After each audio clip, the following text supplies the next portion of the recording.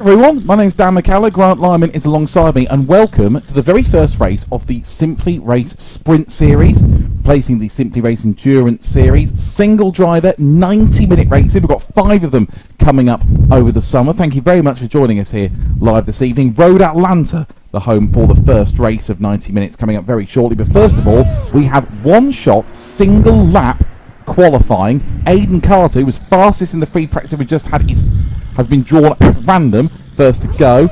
We will ignore the fact that the turning circle on the Lamborghini isn't as good as it should be, as he had to do a 3-point turn to get out of the pit.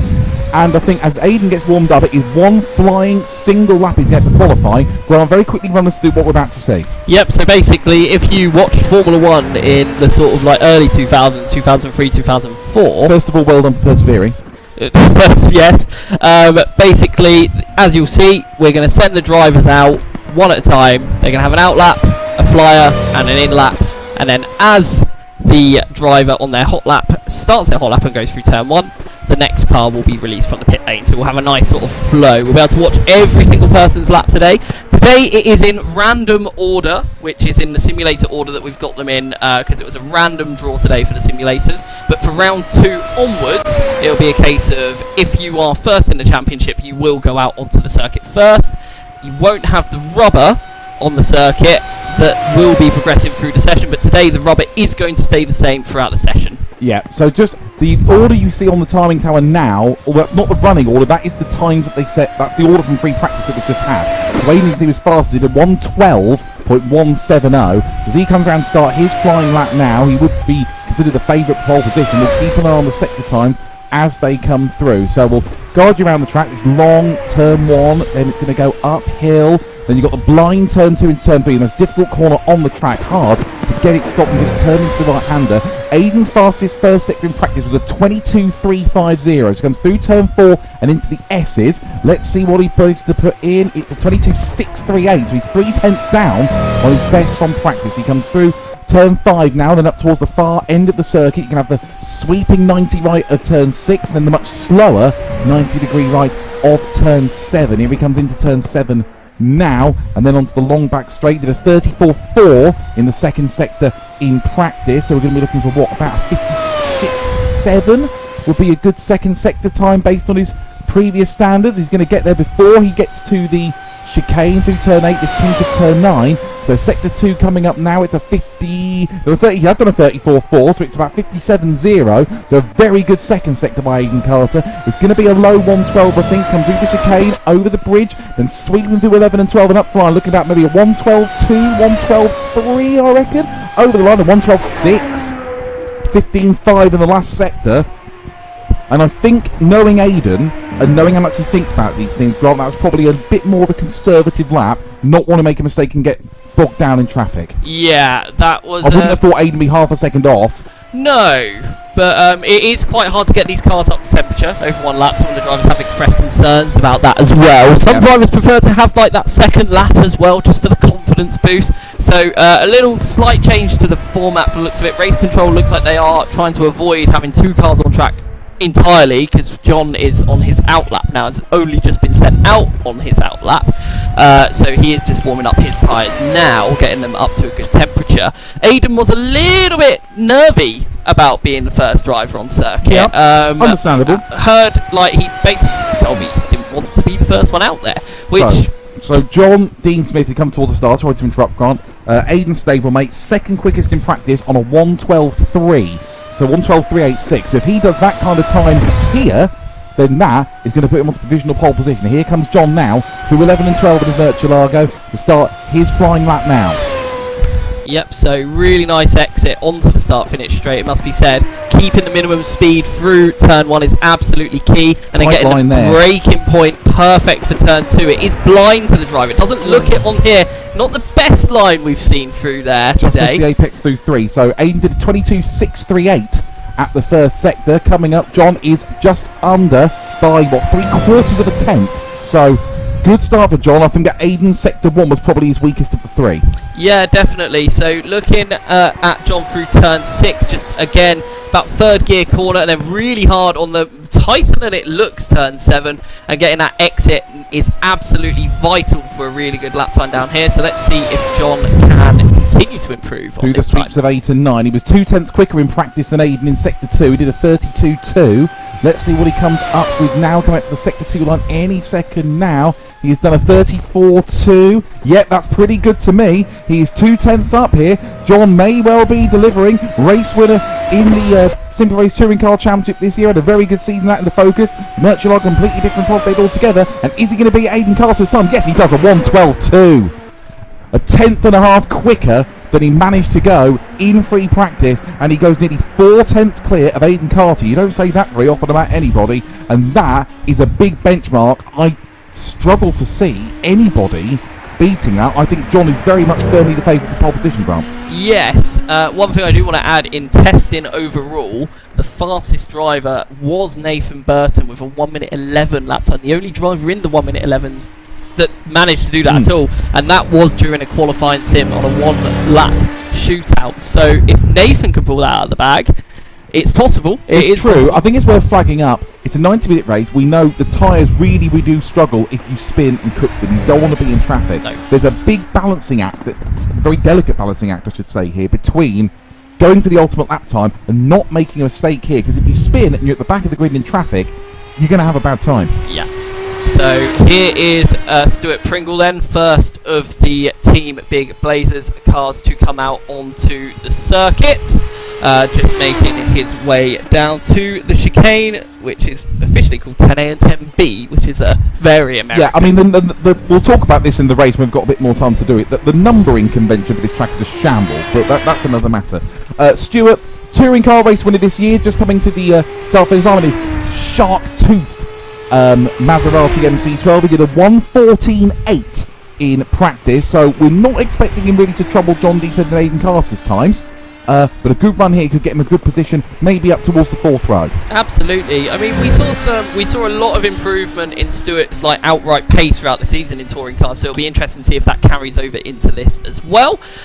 Quite nice, tidy line through the first sector, and it's a 23.4. Yep, 23.4. That matches what he did in practice. Almost, I think, about 14,000 slower. So good, solid first sector for Stuart as he comes through 6 and into turn 7 now, and this corner absolutely critical. It's surprisingly, it's deceptively difficult to get that one right, and because of now these sweeps of 8 and 9, these kinks which count as corners on numbers even though the S's don't, it is very, very important to get those right and get this long run, the longest straight on the track by far, to get the good run. Second sector coming through now is a 35.4, and that's 2/10 slower than he went in practice. This is about right, but we're looking at a high 14, maybe a 15.0, depending on the last sector. Here through 11, very aggressive through 11, bringing it through 12 now. Here he comes up to the line, he's going to spin over the line, 14.9.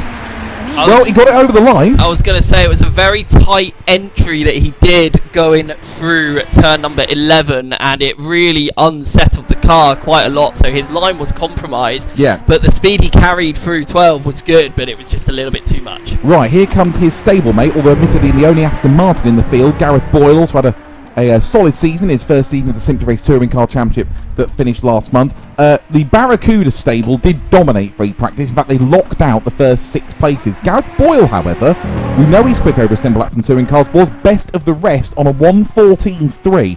So he will be looking, I think, at beating Stuart's time at the very, very least. Absolutely. Just a few things in chat. Tim Lane says hello, and he's using hashtag Burton for pole. So Tim Lane is cheering on Nathan Burton there. Nathan Burton, the tyre whisperer. And we have Jack Formula 1 saying Donaldson all the way. So not sure if they race for Orange Apex as well, but good to see that our drivers having a lot of support online. Yeah, and good to see Stanley Donaldson back as well, because he was here for the first couple of rounds of the Porsche Challenge, and he's a very promising young driver. So it's really good to see Stanley back with us. So here's Gareth in the Aston. Over through turns 11 and 12 to start his flying lap. He did a 23.3 with his best first sector time in practice as he gets his lap underway. Up towards turn 1 now. Slightly tighter line, early apex, runs a bit wide. And this is the tricky bit. I know I can't emphasise this enough. Getting it stopped on that blind crest for turn 2 and turning into turn 3. You cannot see it. I've driven this track myself. It's absolutely horrendous. One of the most difficult corners I can imagine. And here comes Gareth Ball up to sector 1 now, and he has done a 23.1. That's a good first sector, he's found 2/10 on what he did in practice. So good start to the lap for Gareth Boyle. That's absolutely solid from Gareth. It was a quite nice, tidy first sector from Gareth. Like you said, bit of a tight turn 1, bit of a tight turn 6 there as well, and hopefully he doesn't run too wide there, compromising the exit. It was really nice actually, so he's going to carry some good straight line speed down the very long back straight, which does have 2 corners on it apparently. He did lose a lot of time in the second sector in practice. His best time was a 35.0. So let's have a look at what he does now as he comes up to the second sector. Done a 35.1. It's not too bad. It does put him 3/6 clear of Stuart Pringle at this point in the lap. So we're looking about maybe about a 1:14.1 or maybe a 1:14.2. I'm assuming he's not going to spin over the line. Here he comes up to the line now. 14.4. Not quite as good a last sector as he wants, but he moves him ahead of Stuart Pringle and into third place for the time being. But he does crash after he crosses the line. Did he? He did. I know you just changed the camera there. He did. As Nathan Burton comes with an outlap, but there we are. Right, here he is, ladies and gentlemen, the tyre whisperer. And Nathan Burton, a very, very good driver, as we all know. Maybe not known for his one-lap pace, but in a race like this, where tyre management is going to be really important, Grant, Nathan is very, very... I was going to say dark horse. I think that's probably doing him a disservice because he's better than that. I think it is doing him a disservice. I personally think he's one of the favourites for the race win today, but I don't want to jinx it or anything like that, but watching him practice, he's looked very confident, he's looked very good all the time. As I said, the fastest driver in the hot lap standings as well. Did a 1:19 in testing, as you say, Grant. Did a 1:11 in testing. 1:11 in testing. I did a 1, so that's what I'm He did a 1:12.4 in practice. He's the only other driver other than Carter and Dean Smith that got into the 1:12. So unless Martin Buchan in the Ford can pull something out the bag, Nathan is probably the last realistic candidate left this early in the session to unseat John Dean Smith from that pole position. Here he goes. Yep, so really nice exit from the final corner there for Nathan, so it's going to give him a great top end going into turn 1. That looked smooth as anything. Look at that. Super committed through turn 1. Let's see if he keeps it nice and tidy through the S's. Looks good to me so far. I didn't know Jenson Button had a ponytail. Here he comes through the S's. We're looking for a 22.5, 22.6. He's in the hunt. He's less than a tenth, he's just over a tenth down, I should say, on John D. Smith's first sector time. He is very much in the conversation here, Nathan Burton. A little bit wide on the exit of 5 though, carried a lot of runoff area there, so might have compromised the entry to 6 there a little bit, but good little squirrely through 7, but pretty decent in general. Let's see how he does in sector 2. We're looking for 34.2 was John's second sector time. It's just where he dropped down the hill and start to break for the chicane is where the second sector is, and Nathan's done a 34.7. Not what he wanted. I think, yeah, you're right, compromising himself through turn 5. I can't really see anything John Dean Smith or Aidan Carter. It's going to be a high one. He might only just get it into the 1:12. So as he sweeps through turn 12 and across the line, it's a 1:12.9. Just squeaks into the 1:12. Nathan Burton goes into third place. Whether he's disappointed, I don't know, because we don't know how drivers are addressing this session in terms of tactics and how much they want to push.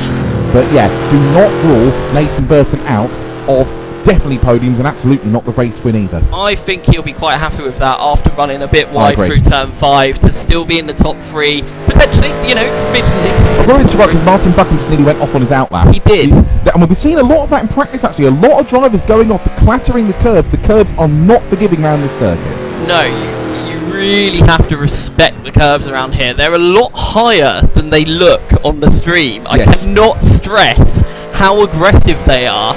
But in real life racing around here, you see that a lot as well. You know, when they do the Petit Le Mans around here especially, you see a lot of the more amateur drivers run onto the curbs, get a bit of air, and straight to the barriers. Lots of differentiation in car choice between the 6 Barracuda drivers. We've seen John Dean Smith, Aidan Carter and Nathan Burton running the Lamborghini Murcielago.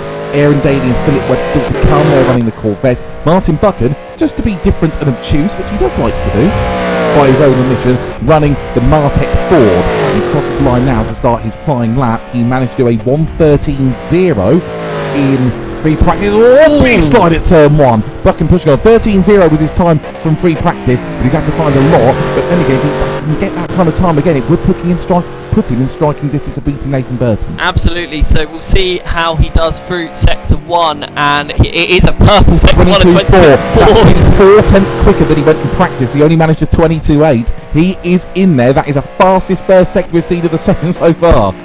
And I thought he would have lost a bucket load of time for turn one. You can but see the attitude of the car. He is pushing on.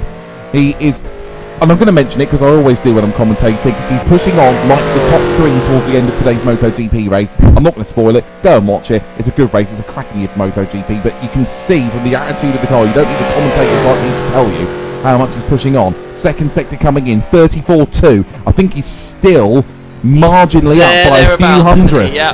So this is going to be close, Martin Buchan. 1:12.230 to unseat John Dean Smith. Here he comes through turn 12. Can he get up to the line and beat that time?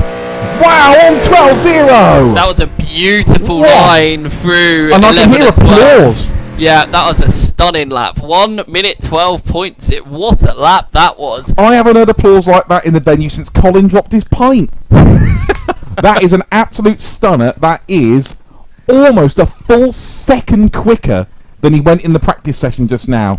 Absolutely We did say a couple of minutes ago it would take something special from Martin Buchan to unseat John Dean Smith, and that is exactly what the industrious little Scotsman has produced. 1:12.051, and Martin Buchan, looking who we've got left, almost certainly will start this 90-minute race at Road Atlanta from pole position. That Ford looked absolutely glorious around here, I have to say. Yes, it does. Especially when it's being driven that aggressively. We know what Buchan's like on the first lap. Absolutely. And now, next up, we have Joe Davison. First-time championship event at Simply Race, has to be said. Today was the first time that both drivers in the team drove on the sim. They have done a lot of sim racing in the past. They didn't have the fastest practice session, but they are getting quicker and they are getting better each lap that they turn. So we'll see what they can do here today. Yep, so the Note Racing team, Joe Davison in the Murcielago. We'll see Alistair Irvine in the Corvette coming up a little later on. So Joe Davison, what did he do in practice? He did a 1:15.3, which is a perfectly cromulent time given his relative lack of experience with regards to the front of the field. And let's see what he can produce on this qualifying lap. I think these guys, having a quick conversation with them before practice and after practice as well, I think they're just going to be happy to get to the end of the race of this one. Yeah, and its consistency, as we know, is always the key, particularly in a race this long. Davison's first sector time, 23.7. That's a tenth quicker than he went in practice, so a good start to the lap for Joe. It is, and not too far away from Stuart Pringle, only 3 tenths away, so I think he'll be quite happy with that. But let's see how the rest of the lap develops. Really nice, tidy lap so far, it must be said. Yeah, it just looks stable, it looks assured, it doesn't look like he's taking any risks, which is what you want when you've only got one lap to play with in qualifying. So, yeah, good lap so far from Joe, as I say, given his lack of experience, and he's not going to be troubling the guys at the front of the field, but consistency can help you get a good result towards the end. He's on a 35.1 second sector, also an improvement on his best from practice, so he's clearly finding a lot of time. He might squeeze into the 14s here. Look at it. 1:14.9, he might be pretty close to that. Bit squirrely through the exit of 11. It's going to compromise him a bit to a 15.2. It was a nice lap. I think you were right though, Dan. I think he would have been in the 14s, but there was just a little moment going through the exit of 11 where the rear end just did not comply with how much he turned in. Just a little bit too much speed through there. It's very tricky through there. There is a bump right there as you go down the hill, which does unsettle the car quite a lot. But yeah, good time. Yeah, here comes his stablemate Alistair Irvine in the pretty pink Corvette. Not quite a pretty red Corvette, unfortunately. Just while he's on his outlet, just give you a quick run through of the time so far. Then Martin Buchan at 1:12.0, John Dean Smith 1:12.2, Aidan Carter 1:12.6, Nathan Burton 1:12.9, Gareth Ball 1:14.4, Stuart Pringle 1:14.9, and Joe Davison 1:15.2. 7 drivers set their time, 6 more to come, including Alistair Irvine coming up next. Absolutely. The chat has gone wild. Lots of Stanley cheering. Lots and lots of Stanley cheering. Stanley for P1, Stanley pole. Interesting. A lot of people saying that Stanley's better and is probably in the hunt for pole. We'll see what he can do. Thank you all for joining us. I can only assume by the amount of traffic we're getting that the Man United Arsenal game is rubbish. So there we are. So Alistair Irvine coming on to start his final lap in the Corvette. Very aggressive turn 12 as he comes to start his flying lap. And let's see how he can do in practice. He was 2 tenths quicker than Joe Davison, did a 1:15.1. So that's kind of measuring against Joe is probably the benchmark that we're looking for Alistair. Yes, we'll see how he compares. Looking relatively nice and stable through sector 1. Really nice actually through there. That looks quite solid. 23.9, you do 23.7. It's not quick if he's particularly quick. That's the problem. He's 2/10 down on Joe. So again, it's that whole thing between stability and aggression, and you get the feeling, looking at this, that I think Alistair just wants to get through this and not make a mistake. Yeah, a little bit squirrely under braking going into 6, and he held the brake for quite a while going on to the entry of 7. A little bit of trail braking there, but I don't really think it helped the balance of the car too much. The Corvette, you can trail brake, but you have to be super precise to do it. As we're going down the back straight now, coming into the chicane, nice and late on the brakes. 34.9's a good second sector, so it's going to be very close now between him and Joe Davison. There's only about 200-300 between them at sector 2. So 1:15.250 was Joe Davison's time. Nice final corner. This should just pip it, I think. Wow, look at that last sector. P6. 15.6. Brilliant. I was not expecting 4 that. tenths What quicker a than lap. Stuart Pringle, 6 tenths quicker than Gareth Boyle, and 7 tenths quicker than Joe Davison in a last sector that's basically just a chicane in the last corner. Alistair Irvine, 1:15.545, goes into 6th place, splits Boyle and Pringle. That's a great last sector. Yeah, that was He's brilliant. really pulled it out the bag. Well done, Alistair. Absolutely. I mean, you can see, 15.645. To be on 646, that chicane to me looks absolutely spot on. Yeah. Like, the way he took the chicane was super committed. Well, if he was too conservative in sectors 1 and 2, he certainly wasn't in sector 3, was he? It's almost like the tyres came alive for the 3rd sector alone. Yeah, and I mean, there could be a lot in that. I know a few of the drivers have mentioned about getting the tyres switched on with only having one outlet to play with.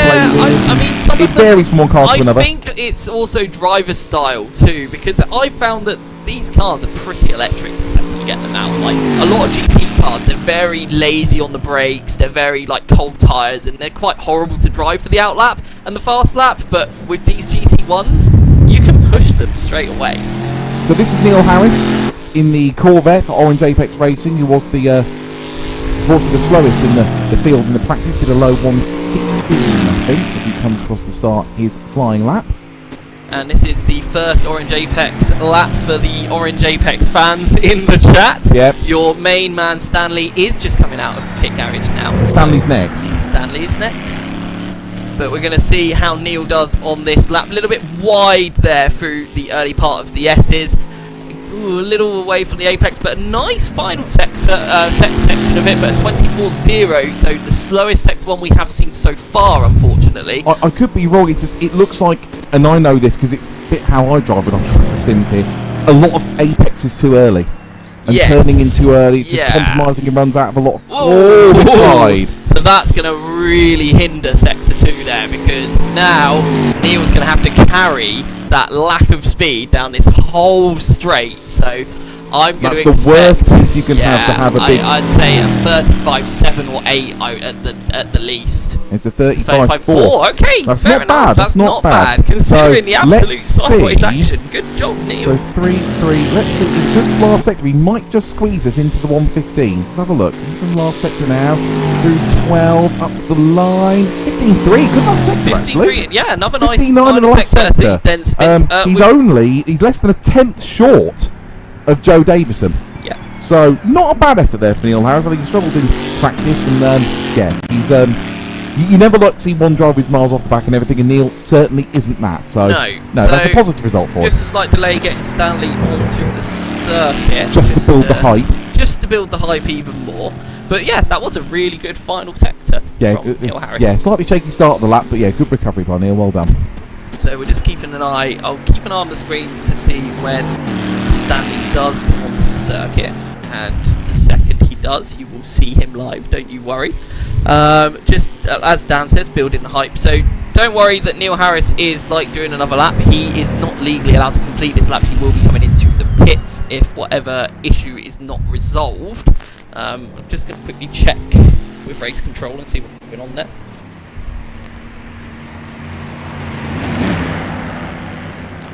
So we have four more drivers coming. We've got Stanley Johnson, and then we've got I don't actually know which order the last three are in. We've got two more Corvettes for the Barracuda stable, Aaron Daly and Philip Webb, and also Connor Daly, Aaron's brother, who's a last-minute addition in the guest car. I'm fairly sure with the pod lineup, I think he's going last. Connor is in the Maserati. I think from where they are in the pods, I think it's Phil, then Aaron, then Connor's going. I know Connor's in thing. going last. So Neil will come into the pits. We do have a short. Well, Neil has gone round again. So there will be a short delay. So just to quickly round up the 9 times we've had so far. So Martin Buckham 112.051, John D. Smith 112.230, Aidan Carter 112.614, Nathan Burton 112.984, Gareth Boyle 114.459, Alistair Irvin 114.545, Stuart Pringle 114.964, and then Joe Davison 115.250. Then Neil Harris, who's just seen there, will be coming back to pits in this lap, hopefully 115.337. So Stanley Donaldson next, then it should, I believe, be Philip Webb, then Aaron Daly, and then Connor Daly to finish what has been a very entertaining session so far. So this is the first of 5 rounds in this championship, all 90-minute single drive race. Got some absolutely cracking tracks. We're back in action in 3 weeks' time, the 2nd of June at Mugello, the same day, funnily enough, that MotoGP are at Mugello. Then I think we go to Istanbul, then the Sachsenring, and then the Red Bull Ring as well. Some absolutely cracking tracks that we're going to get these beautiful GT1 cars out on. One of the sports cars have obviously been very boom and bust over the years, and this was very much a boom period around the end of the 2000s, the start of the 2010s, with these GT1 cars that so many different manufacturers were producing back then. With Aston, Lamborghini, Corvette, Aston Martin, and many others. Some of them we're not even necessarily seeing, like for example the Nissan GTR. We haven't got any GTRs out today. Neil is going down here. We'll put him back in the pits. So we've got 4 drivers to go. I can see they are still trying to sort out the technical problems that Stanley is dealing with. What did Stanley do in practice? Did a 1:14.5. He was 9th in practice. A couple of tenths ahead of Stuart Pringle and a couple of tenths behind Gareth Boyle. So, I mean, if he can find another couple of tenths there, he may be able to get himself up ahead of Gareth Boyle and into 5th place. There's a gap of 1.5 seconds almost at the moment between Burton in 4th and Boyle in 5th. So Stanley, with a good lap when he gets going, may be able to stick it into that spot.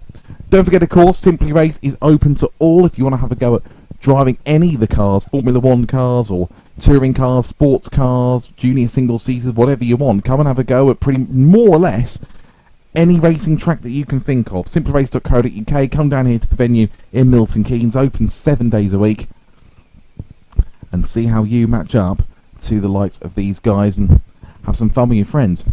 So I'm going to leave you for a couple of minutes. I can see Grant is still out in the venue just resolving all these technical problems. I'll give you a couple of minutes, and then once Stanley is back out, we'll be back with you very shortly.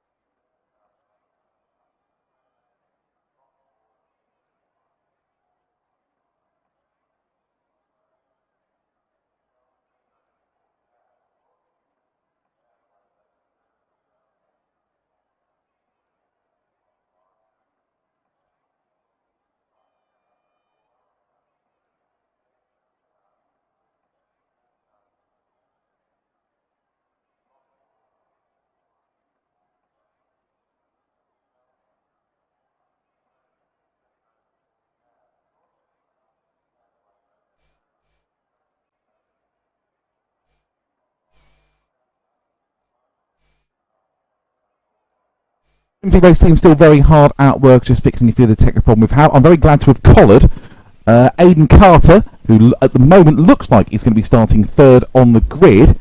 And obviously you had the unlucky distinction of going first, Aidan. What was your initial reaction? Initial reaction was a bit of panic, because I knew the track wasn't going to be particularly grippy. So I'm obviously the one that goes out and does the sighter pretty much for everybody else. So everybody can visually see from my aspect what the track is giving in terms of grip. So whereas I didn't have that beforehand. So yeah, I know it's going to be a bit of a difficult one, but third is, at the moment at least, third is not too bad. It's a long race. Yeah, 21-1 in practice, 21-6 in your qualifying lap. Was that a mistake, or was that you decided to be a little bit more conservative? A bit of both. I think there is a level of conservatism that you have in qualifying when you've only got one lap, because you know that if you do make a mistake, there is no opportunity to rectify that. So a little bit of conservatism, but yeah, especially turning into turn one, pretty much immediately I knew the track wasn't giving as much grip as practice was. Obviously practice was rubbering in a little bit, whereas we didn't have that. So yeah, I knew it was kind of a mixture of both. I think the second I turned in for turn one, the car just didn't want to do what I asked it to. So yeah, bit of a difficult one. Is it hard to get the tyres switched on? I mean, you've obviously just done a full touring car season of trying to get tyres switched on and struggling with BMW. We've only got an outlap to play with, and this being quite a short track as well. Yes. How much does that come into play, particularly, I'm guessing, with the sort of the front tyres and the grip and getting some heat into them with a rear-wheel drive car? Yeah, especially with the front tyres, it is pretty difficult, definitely around Road Atlanta. Like you say, it's a short track, and obviously pretty much the entire second half of the lap is just one long straight, so all the temperature you have built coming out of the pit lane is pretty much gone down the back straight anyway, so you can't really build. Really the best way to build temperature is being hard on the brakes and being hard through that final chicane. That's the best way to get temperature before the lap. But yeah, it's difficult around Road Atlanta, and in these cars as well, obviously, especially in the Lambo. I'm not quite sure what it's like for people in the Corvette or the Aston, obviously the front engine cars, but mid-engine Lamborghini, it's obviously harder to get front temperature in the front tyres. There's no weight over it. There's no weight over it, exactly, yeah. So it's difficult at the best of times. Usually, I'd say around Road Atlanta, it takes about 3 laps before the tyres are really in their perfect window to set the best lap. Yeah. But because obviously tyre weight's not particularly high on these tyres, so yeah, not ideal. What do you think the key is going to be in the race? You've got obviously John shown very good pace and testing. Yeah. Martin Buchan's Martin Buchan. Nathan, the tyre whisperer, we know may well pull a stunt on strategy and everything. There's four of you in there, all kind of stable mates, all maybe with different approaches. How do you see this playing out? It's going to be an interesting one, definitely. I know I won't spoil it, but I know that some of us are doing something a little bit different in terms of strategies. We're not. I wouldn't expect anything less. No, we're not all doing the same thing, which is good actually. So we're doing something a little bit different in terms of that sense. I think it's a case of, because it's an hour and a half, there's no point of wasting your tyres in the first 15 minutes trying to gain places. So you've kind of got to bed yourself in, make sure you're not making any mistakes, look after the tyres, and then by the time you're getting closer to the pit window, seeing where you are and seeing what you can do, and whether you can adjust your strategy in any way to maybe play around with what's going on, if you need to come in earlier or come in later, or anything like that. So yeah, it's going to be an interesting one. I foresee it personally from my side of things. I think I'm going to be relatively safe to start with. I don't think it's about making the overtakes early on. I'm going to wait, I think, until the opportunity potentially strikes later on, hopefully. And just one more question. Obviously, for people like John, for example, or for having to go from driving a front-wheel drive Focus to a rear-wheel drive car like this, obviously you've had a rear-wheel drive BMW in the touring car season. Has that made it a bit easy for you? It has made it somewhat easier, yeah. It's a lot more predictable, I think. It's predictable when you know these cars are going to go from underneath you, I think I'd say. That's kind of what I gained from the BMW more than anything, is being able to control the car when the car's not at its best, not at its peak. I think, obviously, as you know from the BMW, it was barely ever at its peak, so it was quite easy to adjust the driving style, which I think is what's helped me adapt a little bit. But I know John loves his cars specifically because of the amount of downforce they give, which obviously the touring cars didn't have. So that's where John's kind of specialty lies. He's much happier in these cars. So yeah, it's going to be an interesting one, but yeah, hopefully my rear-wheel drive knowledge gives me a little bit of an advantage later on. Excellent. Aidan, thank you very much for joining us. All the very best for the race. I think we're still a little bit... let me turn your mic off. So I'll send Martin in. Well, Martin's always good for a quote if we've got a few minutes to kill. So thank you very much. Aidan Carter there, who, barring a big surprise, will probably be starting the race today from third on the grid. Hopefully he's going to send in our provisional pole position man, Martin Buchan, in the Ford GT. That stunning lap, a full second quicker than he did in practice for Martin, a 1:12.0. But very interesting here from Aidan Carter there. Although all the Barracudas are likely to be at the front, different strategies, different approaches to the race. So a lot of intrigue to look forward to over 90 minutes when we get the race underway. And meanwhile, well, if you're not talking to me, Martin, why aren't you in the commentary box? That's what you're here to do. You're not here for eye candy. Now, Martin's of course very unhappy because while I support Scotland for football, I support England for cricket, and I'm in an England cricket shirt. You can't do that. You can't support one country in one sport and then another country in another sport. Of course I can. I can just straddle both countries. Guess why I cut that big tree down? Martin Buchan, so a full second quicker on your qualifying lap than in practice. Is that just taking it easy in practice, or just getting to used to the car? I think that's just called delivering when under pressure, isn't it? Oh, you're in that kind of mood, are you? No. Oh, here we go. No. No, I was in practice. I was just getting back into it and stuff, and knowing what curves I can and can't hit and all that, and on a different tyre. That's you know what? I'm just gonna say it, I was on the medium tyres. That's what I'm starting on. Because I can't make the softs last more than 5 laps. And you just gave you a lot more confidence. I should explain that to you, Martin. We do have a 2 compound rule in place for the race. We'll explain that when the race starts and everything. So you've decided you felt more confident on the mediums for the qualifying lap. Yeah. I feel more confident on the mediums just because this Ford has a very odd tendency when the rear tyre gets a little bit worn out. It just goes, I don't fancy gripping on the rear anymore, and just goes whoop, round it goes. Whereas the medium tyre, I don't know, it seems to just wear more evenly for me. I don't know why it is. That shouldn't be the case. Is it that bad that you consider going medium hard for the race? No, I'm not insane. I'm not. I'm Scottish. Yes, I'm not an idiot. You did also tell me you picked the Ford on the basis that, I just wanted to be different. Yeah, and it's a Ford as well, and that's why I picked it. I wanted to pick the Nissan originally, but I got told no, you ain't getting to pick that.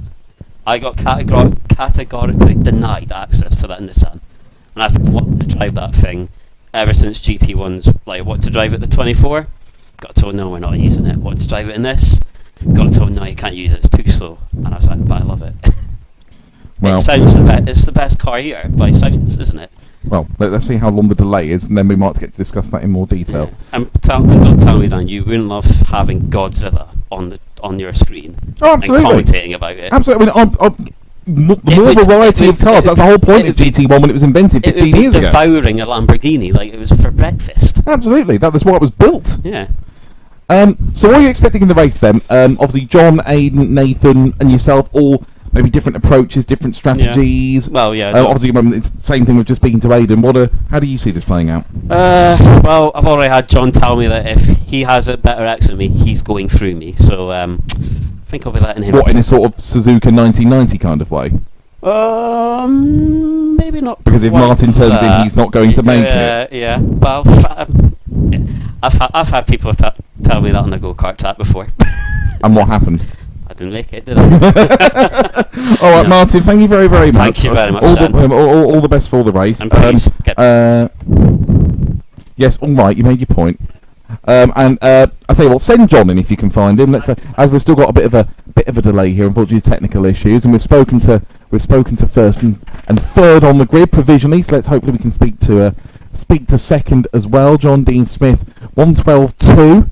Been very quick, very consistent in testing. I know he's given a lot of thought to how this race is going to play out. And yeah, the Barracuda boys, while they're dominating at the front of the field, there will be no holds barred when it comes to fighting between themselves in the race. So John Dean Smith is with us. Thank you very much for joining me, JDS.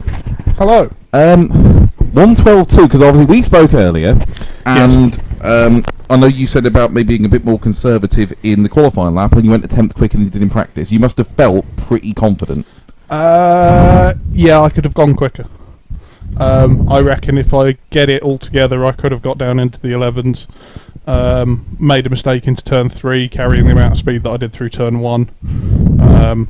Just completely missed the apex. I thought at that point in time, right, don't lose it. Yeah. Just keep on with it. Definitely could have carried more speed through 6 and out through the back end onto the back straight. I reckon I could have got to a high 11, probably an 11.9. But it's not worth taking the risk when you've only got one lap. No, absolutely, it's not worth taking the risk. Turn 3 particularly annoyed me. Turn 3 annoys a lot of people. at this Yes, track, doesn't yes, it does, to be fair, but no, it particularly annoyed me just simply because I know I can take that turn a lot better than I did, and that must have cost me at least a tenth, probably two. So I should have, in theory, been somewhere up there with Martin. But it was looking good for quite some time, and then Martin got in the pod and did Martin things. Doing Mark Marquez things. Yeah, basically. Yeah. Just couldn't let me have it. Just the one. Couldn't let me have it. No, but nonetheless, it's all well and good. So it looks like, obviously, we've still got 4 people to run, but it looks like we're going to be starting minimum of second row. But hopefully we'll stay on the front row with Martin.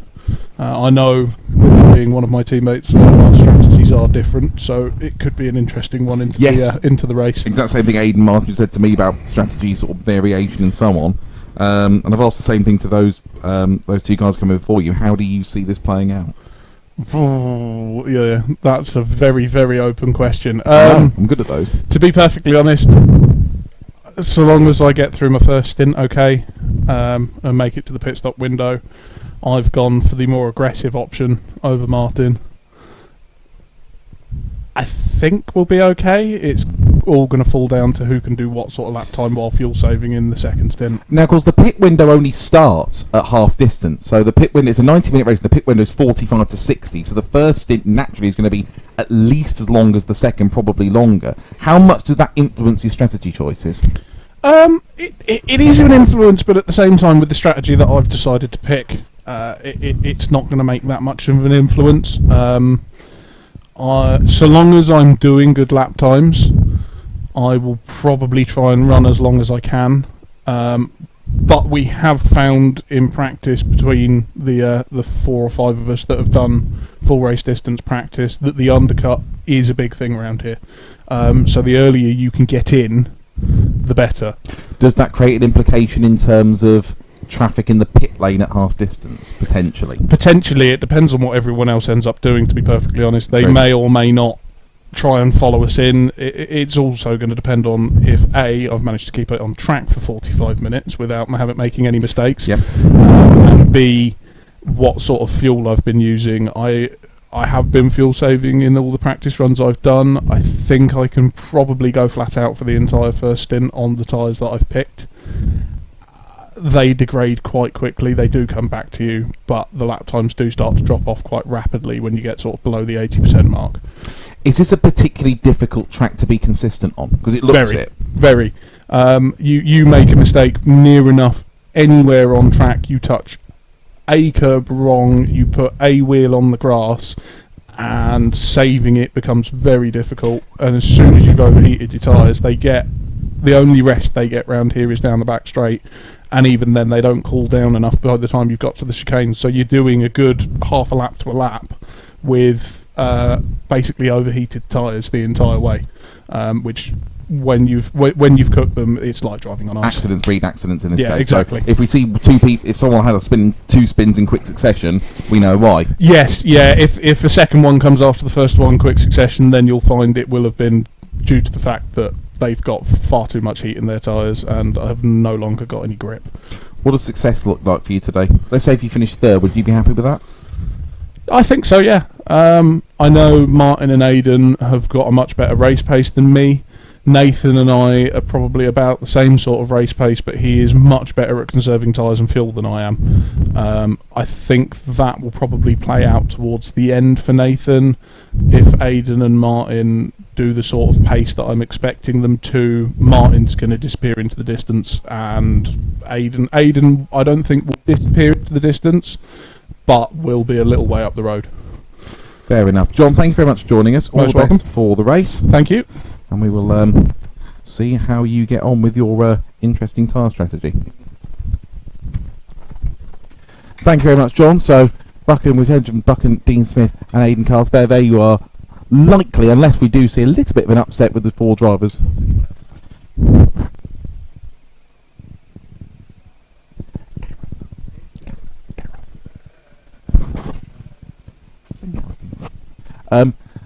Of the top 3 in that we were going to see in the race with the 4 drivers we have left. Just apologies for this delay. Of the Simply Race team still sort out a few of the technical problems that we have got in the venue, with 4 drivers still to come in qualifying. So we're going to keep talking to as many drivers as we can that we've already experienced. And so, as we've spoken to 3 Barracuda drivers, so I thought we'd speak to the man who's currently best of the rest in the Aston Martin, which is Gareth Boyle, with a 1:14.4 and is currently in 5th place. It was a good lap, Gareth, and obviously having done a season of touring cars and front-wheel drive, must be very interesting for you to get used to the Aston. Yeah, it's a lot more power in there. I think I prefer driving these cars, a lot more power, but I think I prefer the tracks that are coming up in this series. But yeah, I think I could have went a little bit quicker in that qualifying. I just tried to follow the gears that the Lambos were hitting. Not in this car. I can't do it. So I'm going to go back to the normal gears that I had, and hopefully I can pull some pace from the people behind. So. How much of a compromise was it doing sort of 1 lap qualifying, knowing that you didn't have a second chance to get it right? I thought it was I was going to put it off in the wall going around turn 1, to be honest, and that would have just been my luck. But yeah, I just wanted to get round 1 clean lap. I didn't really care where I really started, because I knew there'd be some people having some bad laps in this qualifying format. Yeah, it was. I'm quite surprised with 5th at the minute. Yeah, I should be having a good fight with the people behind, at least, anyway. So what's your expectation for the race? Obviously consistency is going to be the key, and yeah, consistency is very hard, but I think it's going to be very hard to catch up with those Lambos in front, like the Barracudas. But yeah, I hope to have a good battle with maybe one of those and a couple of people behind. And have you found it a very different proposition to get used to, just in terms of, like I said, the track, the car and everything, and with being a longer race, a different style of driving? Yeah, it's definitely a lot different style of driving, with all the tyre wear and the fuel as well. And yeah, we'll see after this race how I get my fuel, if I can get my fuel right and that, because I do think that takes a lot into consideration when I get towards the end of the race. But yeah, it should be fun. Brilliant. Thank you very much, Gareth. Right, we've got cars back out on track, which is good news. Thank you very much. Thank you very much. All the best for the race. I'll give your mic back to Grant, because the good news, Grant, after that small technical delay, another work with children and animals, we're sorted and back on track, and Stan the man, building the hype more than the Fury Usyk fight next weekend, is finally out on track for his qualifying lap. Well, I actually feel quite sorry for Stanley now, because all this build-up for him as well, all the sort of like it's sat there for that's in a good 15-20 minutes. Yeah, well, it's like, when do I get to go out? But all good racing drivers managed to make it work. So we got to speak to 4 of the top 5 there. You did. So yeah, that was. I hope they were good interviews. They were very good interviews. They always are. They are perfectly common interviews. So let's have a look at Stanley then. He did a 1:14.3 in his practice, his best practice lap. So let's see what he does here. He should be around where Gareth Boyle is, we've just spoken to. So Stanley's first sector, we should be looking for a 23.0 in this beautiful Maserati. Here he comes, and he does a 23.0. Good start to the lap, Stanley. Oh, just careful on those curves. You can see how much, just what Gareth, and we heard John saying there just a few minutes ago, how much these cars are unsettled by hitting the curbs. You've got to be so careful. He comes through 6 and really wrenching the wheel to get it through 6 and into 7. His second sector in practice was a 35.4. He's got a 10th on Stuart Pringle at the moment. He's going to need, and Gareth Boyle, I should say, at the moment. So he's going to need a bit more than he's done before to keep pace with the man who is best of the rest at the moment. So here he comes towards sector 2, up to the line. He's done a 35.2. I don't think he's going to be on Boyle or Irvin's pace. I think probably between Irvin and Pringle, a high 14, Grant? High 14 from the looks of it. Really riding those curves quite aggressively. The comments are pointing that out as well as he comes across 1:14.068 final sector. 15.8 last sector. Stanley pulls it out the bag. He's had to sit there stewing at it. Let's see how the chat reacts to that. 20 minutes. The internet has exploded, and Stanley Donaldson is provisionally 5th on the grid. What a cracking lap, Stanley. Well done. For those first 2 sectors, it was looking like he was going to struggle to be on Pringle and Irvine's pace. So to get P5 jumping in front of Boyle. What a final sector that was. Great, so 3 drivers to go. Here's Aaron Daly, also the Blue Barracuda, but driving the Corvette. Aaron, a former Alpine Challenge race winner, had an up and down season doing the Porsches and the touring cars this year. Aaron, very quick over 1 lap. He did a 13.1 in practice. I think Aaron, by his own admission, would say that sort of consistency over a race distance and avoiding errors is probably one thing he needs to work on the most. But he could well be a factor when Nathan Burton did a 1:12.9. If Aaron hooks it up, he may well challenge Nathan and bump him onto the 3rd row. Absolutely, and these drivers, it's probably a little bit strange for them as well, because they all just stayed sat in their pods ready to go. So the pressure's been building up for Aaron. We've got a bar here and everything. I know, it's crazy. Could have jumped out, could have had a drink, but here we go. Anyway, Aaron Daly through turn 1. Really nice, really committed through turn number 1 there. Now through the uphill section, the blind turn 2. Really hard to get the braking right for that corner. Corvette looking really quite nice through that sector. Very planted. He did a 22.9 in the first sector in practice. He's done a 23.2. Yeah, not the... Oh, he's lost it. Oh, and no. That's a spin, and apologies if you heard any language on the stream there from Aaron. But he will be allowed to complete the lap. He is allowed to complete the lap, but that's probably the last position, unless anyone else, unless either his own brother or his stablemate Philip Webb go off. That is unfortunately going to be Aaron in the back of the game, and it comes back unfortunately. And I don't say this lightly because I love watching Aaron drive, because on pace and on his day he's fantastic. This is what's saying to when it comes to consistency. That all happened through 3 and 4, so I don't know if you noticed, but his line divoted away a bit from the apex, and the rear end of the Corvette just started to say no, and he just kept pulling that little bit too much, and the car just lost it from there. Yeah, that's the thing with turns 2, 3, 4, ESs and 5. That whole first sector of the lap, one corner leads into another, and if you get one wrong, it's going to take you 3, 4, 5 corners just to get yourself back into the right situation. Aaron's going to come up to the line. His lap time isn't really going to matter. He was 123.6 after the spin, and he will have work to do from what is almost certainly, unfortunately, going to be the back of the grid. Yeah, that is unfortunate for Aaron, but it happens. You know, this is the challenge of one-shot qualifying. This is what makes it so exciting. And there will be spins, there will be incidents in this race. It's by no means guaranteed that he's going to finish last. I certainly think, knowing what Aaron's like, if he can put a good solid run together, he can certainly get himself back well into the top 10. Absolutely, yeah. I wanted to cut across you when I could see his line, because I could almost see that happening as it was happening. No, it was a good call, because I was watching through sector 1 time on the timing screen, so I missed it. So good call, Grant. Here's Phil Webb. Hello, Mr. Webb. Yes, hello, Mr. Webb. Is he still got his shirt on? He does still have. Well, I've told him I'll buy him a beer at the end of the race if he drives it, because he's in a pod at the kind of the hottest end of the building. He's actually nearest our competition. He was struggling for heat after practice. I did say after practice, if he drives the race topless, I'll buy him a beer. So I'm surprised he's still got his shirt on, to be honest. I can't see from the camera if he's topless or not, but the reaction... I'm glad you're looking so intently at this, Grub. Well... Don't be shy, no one's looking. I mean, it's more a case of do you want to buy him a beer or not? Anyway, as he comes through... If someone's going to get naked for £3.75, I have to say, it was quite a slow outlap there for Phil, and then ramping it up in Sector 3, so really looking after those tyres. The first driver that we've actually seen doing that. Is the Corvette particularly... Does it need managing? It doesn't need as much work on the outlap to warm it up? No, I mean, I always found it to be... It's got really nice initial bite that does the Corvette, and that a little bit messy through Sector 1 there. Yeah, Phil did a 1:14.0. So this is going to be about a 23 through here. 23.6, yeah. Yeah, Phil's got work to do. So he sort of corrected a slide halfway through turn 3 before it happened, really. Like, you could see the rear end was saying no. Phil backed out the power, hence why it was so slow, and then got back on the power throughout. I mean, on pace in sectors 2 and 3, he might still be able to get around where Gareth is, 1:14.4. Gareth Ford currently in 6th place, so still potential recovery. Phil was the slowest of the 6 Barracuda cars in practice, but 6th place still good positive result. Here we come to sector 2. In practice, he did it in a 35.0, and he's done a 34.8.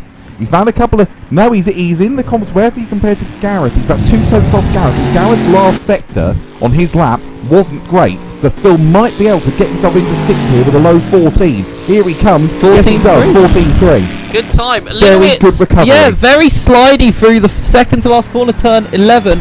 A little bit of applause for Phil there as well. I've got a feeling though that's just Barracuda clapping themselves. Oh, he's finally got the shirt off.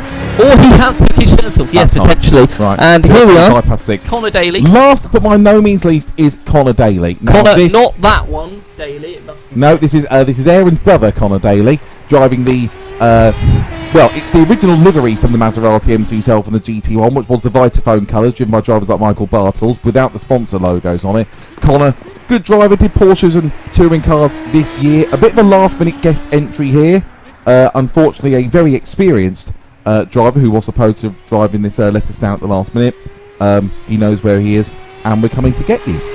So that's very nice. Thank you, Will Dendy. So Connor Daly, probably, I was going to say normally, Aaron and Connor, there's not much between them when we compare lap time, but because Aaron went off, we can't really do that. Connor did a 1:14.4 in practice. That would put him around where Gareth Boyle is at the moment in 7th place. So around Boyle, maybe Alistair Irvine. I mean, the more I look at this, more Alistair Irvine's time is particularly impressive, getting that 14. Lots of high-speed tyre warm-up there for Connor down the back straight, and then took a lot of entry on turn 11. So I wonder if that's going to compromise. Turn 1 looked a little bit wide on the exit as well, going into turn 3 and 4 now. His first sector wasn't particularly... little bit off the pace there. First sector wasn't particularly strong in practice, 23.3. This looks a bit nicer through the S's now. It's going to be a 23.4 for sector 1, so not the slowest we've seen, not the best we've seen, so thereabouts. Around sort of P8 sort of mark we would potentially be looking at there. Yeah. As we come through into sector 2. Nice and committed through turn 6 there. Good exit through turn 7. Not too squirrely on the exit. Cutting along there as he's going to let the car run out wide. No, he's keeping quite a weird inside line there. We don't normally see that as he finally comes across to the outside to prepare for the chicane. 35.0 in practice and 34.9, not bad. So he's, where is he compared to, say, Gareth? He's about level. So, yeah, potentially 7th place here. Low to mid 14s where... As around where Philip and on Gareth the are. chicane, but he has clipped a little bit of gravel on the inside of turn 11. Could affect him, but it's a 1:14.2. He jumps up to P6. And manages to beat Philip Webb. Great lap. Great last sector of 15.9 from Connor. And I think, yeah, a lot of applause in the venue and respect from that. It's a cracking lap from Connor Daly, that is. So that is the end of what I said was a very enjoyable one-lap qualifying session, Grant. Despite the delay, I really enjoyed it. So let me just run through the results for the grid that we've got coming up, and then it's back to you on your screen, but just to have a short break before the race starts. It's Martin Buchan on a 1:12.0 and John Dean Smith on a 1:12.2. Row 2, Aidan Carter 1:12.6, Nathan Burton 1:12.9. Then it's Stanley Donaldson and Connor Daly, a bit of a surprise, row 3. Then Philip Webb, Gareth Ball on row 4. Then Alistair Irvine, Stuart Pringle, Joe Davison, Neil Harris and Aaron Daly after a spin will be bringing up the rear. 90 minutes of racing to go. There's going to be some interesting strategy calls in this race. There's a lot to look forward to. But Scotland get faster everywhere they go. It's Martin Buchan on pole position for the first ever Simply Race Sprint Series race at Road Atlanta. Stay with us. Race start coming up shortly.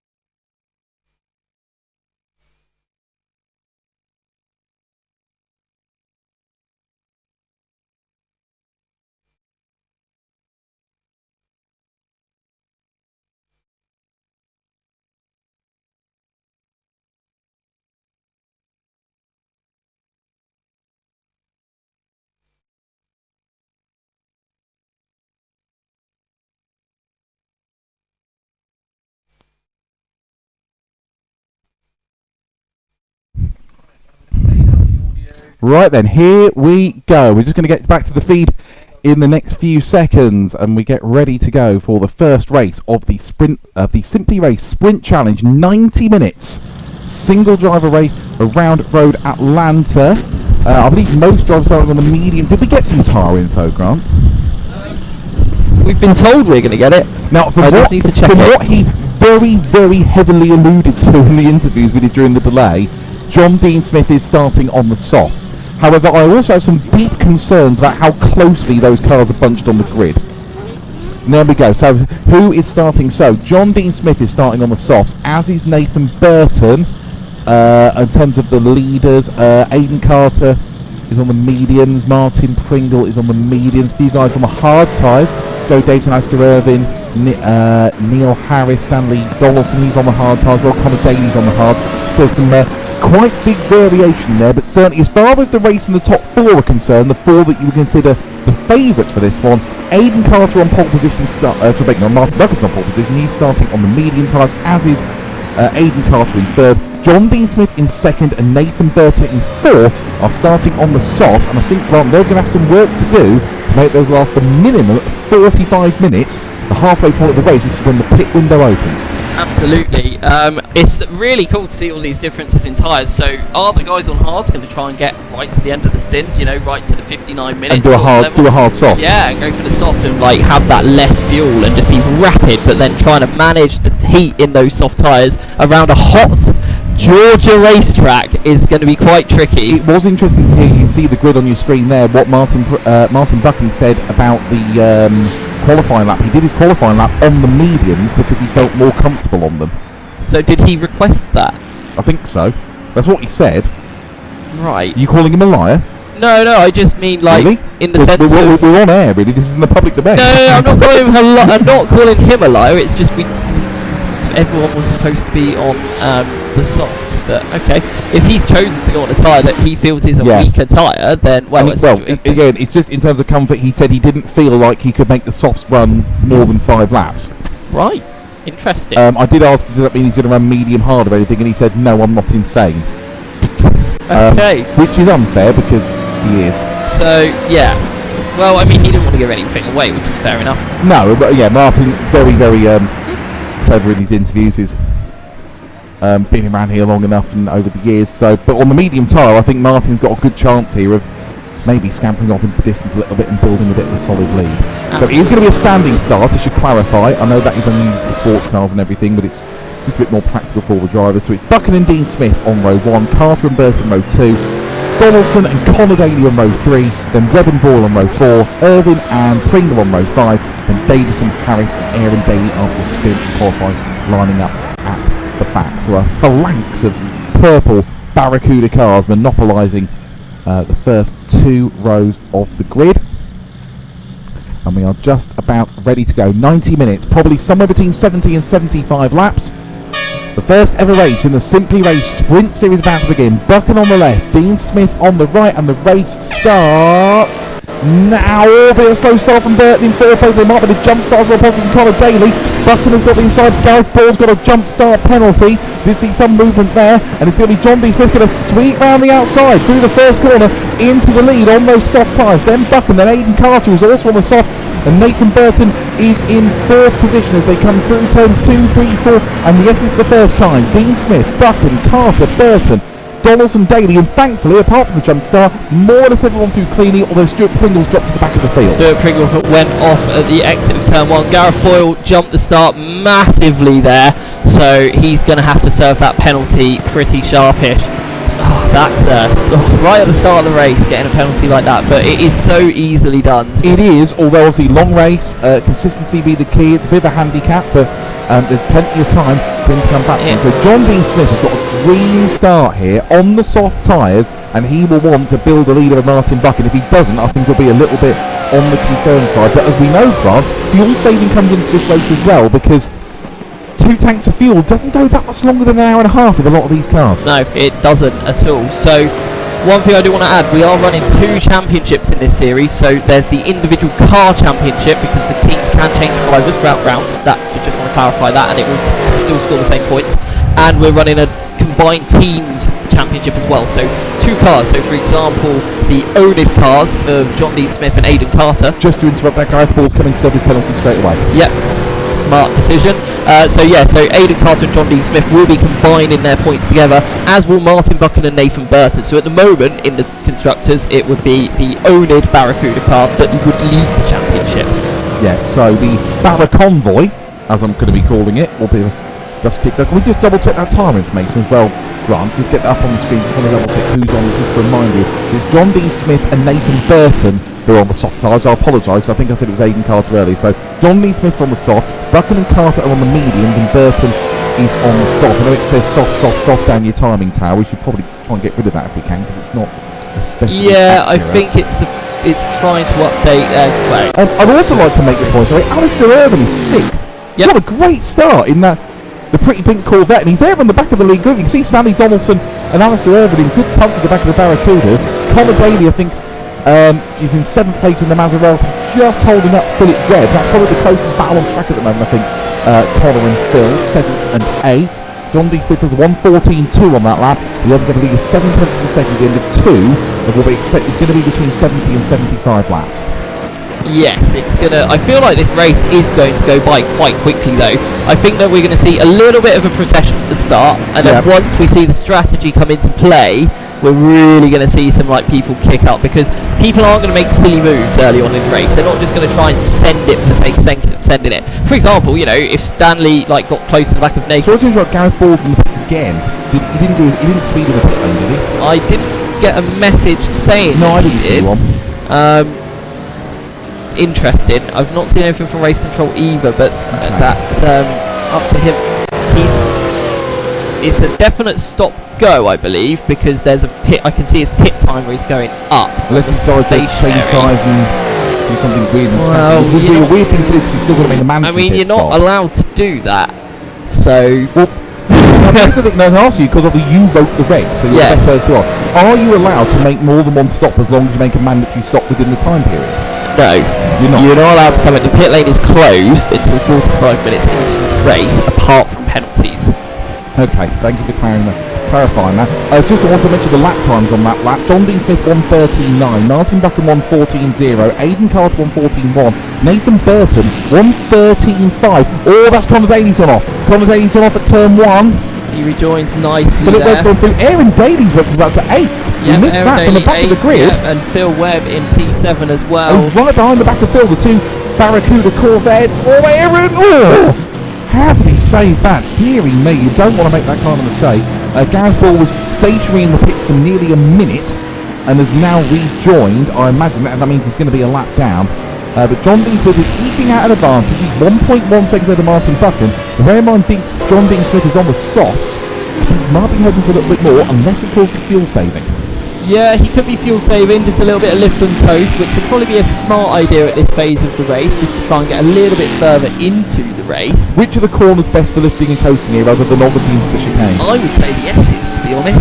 You can just downhill. get a little bit off, you're downhill, and also turn 11 and 12 too. I mean, you probably don't want to do it too much in 12 because you'll compromise your exit, but literally through the S's, you should be okay because you've got the big stop at 5 to compensate for any time loss, so you can always make up for that. Where you wouldn't want to fuel save would be 6 and 7 going on to the long back straight. No, I think if you wouldn't mind, Grant, can we have a look at 2nd, 3rd and 4th, because while John Leach has built up at 8 tenths per second, it is still line astern there. There is the Barra Convoy. Dean Smith, Buchan, Carter and Burton. A quick look at them now. I get the feeling that this might be like this for the first half an hour. But what a job, and just to get everyone on YouTube going, what a job Stanley Donaldson's doing.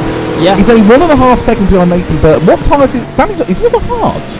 Stanley was on the hard tyres, yes. Stanley's on the hard tyres. This is a great start for Stanley Donaldson. So Gareth had a second penalty, and I believe that's for speeding in the pits, and he's trying to argue that with race control. Okay, thank you very much. So yeah, he must have sped in the pit lane serving his penalty. Yeah, well, that's very unfortunate for Gareth, although, as I said, long race wouldn't rule anything out just yet. He may still be able to salvage a top 8 or a top 10 out of this, but it's been a good, clean start to the race. Aaron Daly. Aaron Daly's past Phil. What's going on Aaron's there? past Phil. It's all kicking off again. Something's happened. It's literally all kicking off. And there's Connor to join in the fun. I'm sure Grant will see far up a replay. Joe Davison there in 10th in the blue. Oh, as Pringle bins it in the background. Oh, big Coming gas out on the Stuart final Pringle on the pit corner. straight.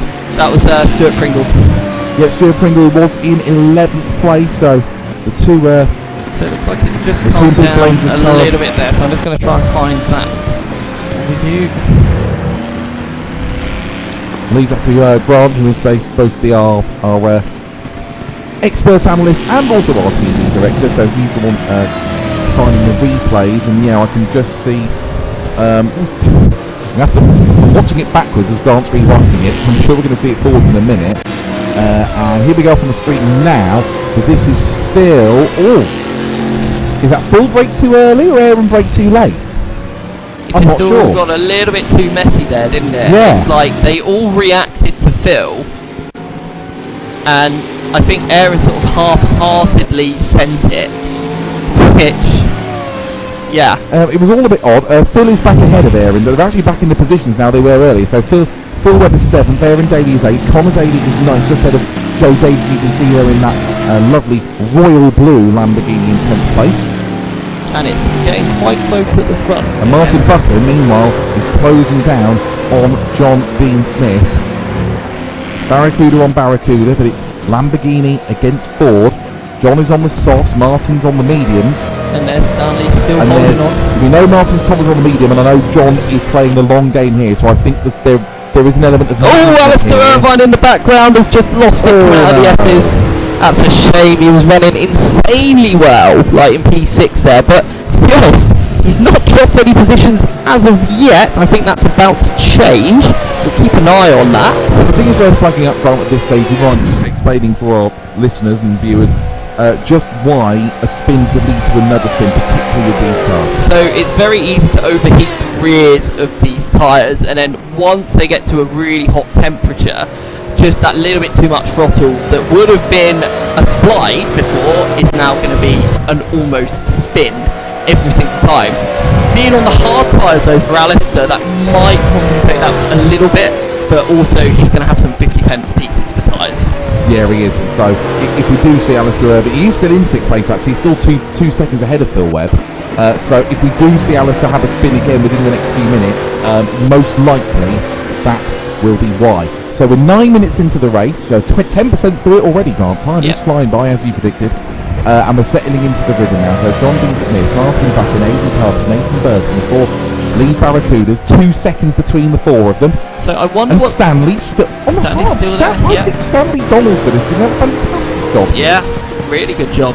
I do wonder what the thought process is in Barracuda at the moment, because obviously all the cars, even though they're all Barracuda cars, they're in their own separate teams. I do wonder what the consensus is. Is it a case of we should all just follow each other?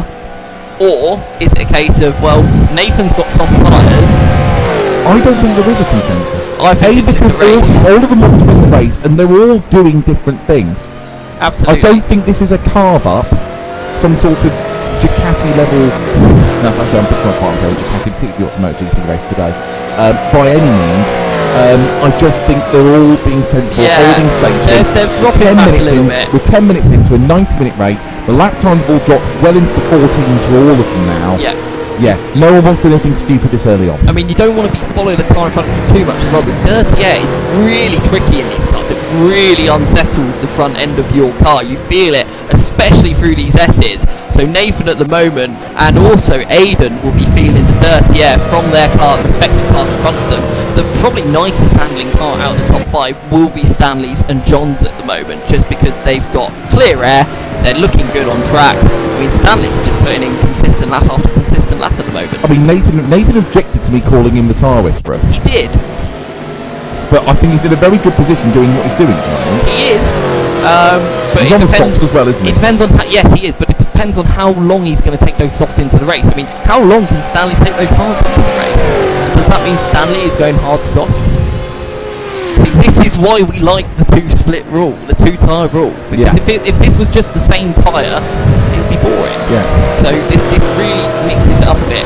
There is a proper gaggle of cars as well. Imagine if other racing series ran a mandatory 2 compound rule and was still boring. What would that look like? I'm not going to answer that. I am.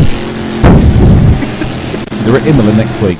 Right. So, Anyway, look at this side-by-side is it action. Aaron on Phil? It is Aaron on Phil, but that's going to compromise him. Connor. Connor's going to have a bit of a look going into turn 1. That Maserati looks fantastic. It It really does. It's proper throwback vibes, isn't it? I was still working as a reporter in motorsport doing GTs back then when this car was racing in GT1 for real, because that's how old I am. And it was great then with people like Michael Bartels and Carl Bendick. Oh, Phil! Phil is off the circuit, Philip! doing a nice job to get himself recovered back to the circuit. See, now if you had took your shirt off, that wouldn't have happened. Let's be honest. I mean, it might have still. Is it me, or is Stanley starting to get a bit closer to the gaggle of cars at the front? Well, that time last time around, Stanley was a good few tenths slow. He's 2.5 seconds behind Nathan. But on the hards, he's doing absolutely He just looked the a little right closer. thing. Just looked a little closer to me, that was all. I'm happy to be proven wrong. I wasn't looking at the sectors, I was just looking at the visible gap on my Well, screen. maybe you should then. Anyway, we've got Connor Daly lining up his brother Aaron going into the chicane. So can Aaron keep it all squared up with the pressure from his own brother behind him? More dailies than a newspaper stand. They come through 11 and 12 to complete another lap. 13 minutes into the race. These two are 7th and 8th. They're at 2 seconds. There's Alistair Irvine in the pink Corvette. He's in 6th. I'll tell you what, he didn't lose a place from that spin, and he seems to have recovered pretty well. So good start. Oh no, Stanley! Ooh, Stanley has lost Stanley it, Donaldson has spun at unfortunately. turn 5. The fan Oh, no. favourite. Oh Just no, don't be careful. doing that. No. Stay there. Oh, he actually had a big 13-second gap. Yes, so Over fair Alistair. So play. thankfully, there's Alistair in the back. There's Alistair Irvine, but Oh, that's dear. going to really hamper his strategy for the rest of the race. But let's see. If he doesn't make another mistake, he's still on course for a good result. But Yeah. that's We have a that is yellow a bit of a shame. in sector 2. I can't. Oh, Connor. Connor's just Connor lost has it just coming out dropped of it, turn. yeah. Oh no, he's just reversed into Phil. Oh no. Probably going to be a unsafe rejoin. I think our steward Colin Talbot will be having a good look at that. It was something that was mentioned after. We did have a couple of incidents of that nature during practice, and it was something that was mentioned. So I understand like the urgency to get back on the track. You know, you're like, oh my god, I've lost so much time. and it's also worth saying this is not a track that's conducive. It's not. No. Not a lot of runoff, very twisty. It's not a track that's conducive for a safe recall. However, I do think Connor might have been able to do a little bit better there. So our closest battle on track is actually for the lead at 6 tenths of a second, and then it's another 9 tenths to Aidan Carter, and then Nathan just 1.2 off there. So really close for this top 4. But again, I think they're all just playing the long game, being very sensible with the driving. So it's starting to spread out a little bit throughout the field now. Yeah, I think now we're getting to more of a Connor Daly. Yeah, Connor Daly was a penalty. Is that the one we're talking about, or because that's come through the? Yes. So Colin will give out drive-throughs and And that will stop come through going. on there. Yeah, absolutely. Yes. I was about to say, now we're getting sort of settling in with 15 minutes gone. That is good chance, Grant, obviously as the person who, the brainchild of this series and the person who wrote the regs. Just tell us a bit about why this series has replaced Swears and the thinking behind the format that we have and the cars that we've got, and what's brought us to this point today. Mostly from driver feedback of like wanting to drive cars that they really like to drive. You know, like these GT1 cars. I mean, you've driven them as well. They really do just give you that little extra something that like the GT3s and GTEs just seem to be missing. The extra speed, the extra downforce. extra downforce. Also, the bigger grids. That it's a lot easier to fill up a grid of 2 teams. Well, of 2 drivers in a team compared to 4 drivers in a team. So it makes the racing just better in general. Plus, it being a 90-minute race, it's more a sprint than it is an endurance. Just to put it, Connor is serving his penalty as we speak. Carry on. Must be a drive-through. Yep, it looks like a drive-through. I just want to get clarification on. Yep, Yeah, drive-through yeah, carry as on, Grant. confirmed by race control.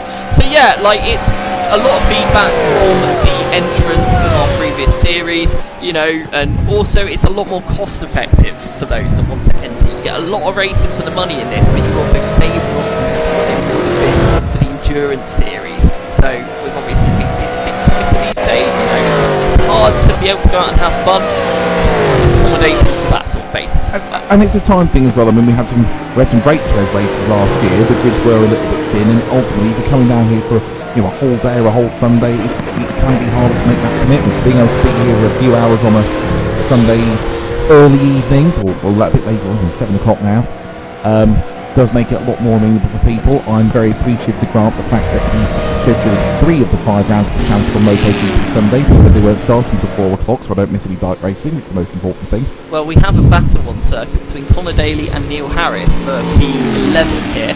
So Connor looking significantly faster than Neil. I don't think Neil has made an error, not that we've seen. No, so I don't know if Neil. I think Neil's doing his own thing. I don't think he's going to fight it too hard. Neil's just happy going the pace he's going. I think. Just hitting those 116s, doing a good job. Must be said for the Orange Apex team. Yeah, great stuff.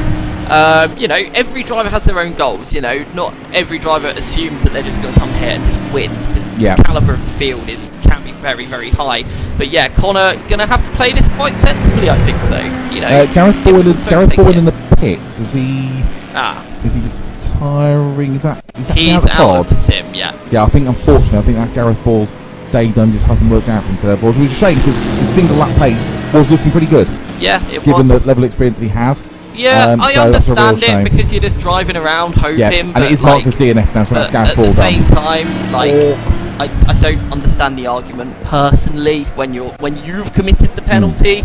I'm sorry, but that's on the driver. If you jump the start, that's on you. Oh, someone's binned it. Is that Barry car? It is. It's John Dean Smith. John Dean Smith has binned it out the lead. It from the lead. Let me get a replay of that straight away for you, because I just saw a purple hue sideways, and here we go, as annoyingly Connor goes for the overtake, and then way too quick into 5. Way too quick into 5. Loses the rear end. Did a really good job rejoining.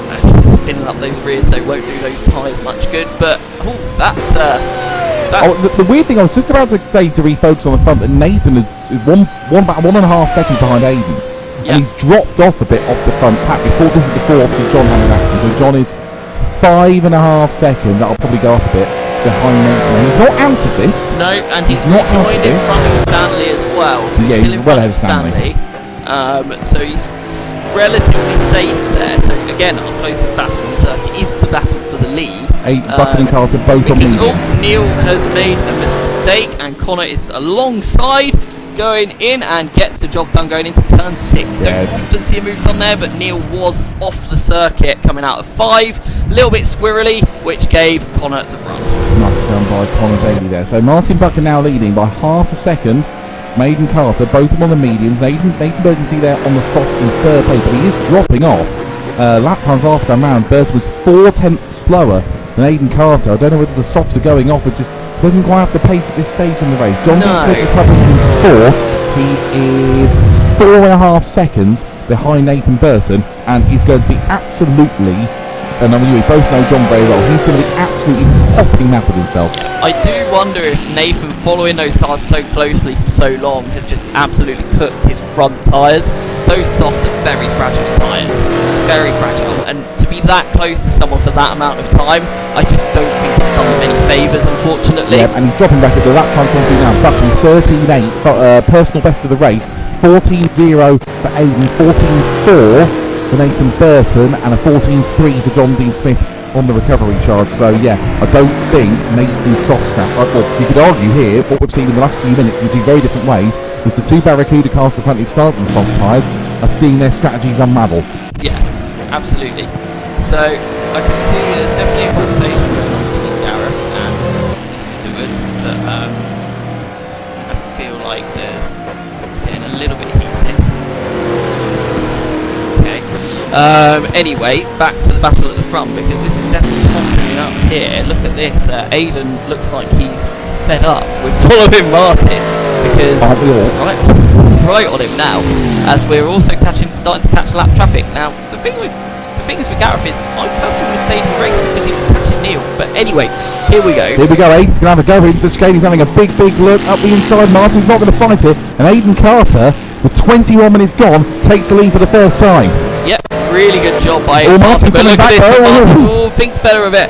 I think Martin definitely thought about it, as now Connor Daly is on the tail of Stuart Pringle as well. So I'm trying to remember all the many Porsche and touring car races we've seen over the last year or so in which both of these drivers have starred, and I can't remember a straight fight between the two of them. No, I can't. Not like this. No. This is interesting. So Connor Daly is looking up the inside of Stuart Pringle going into turn 6.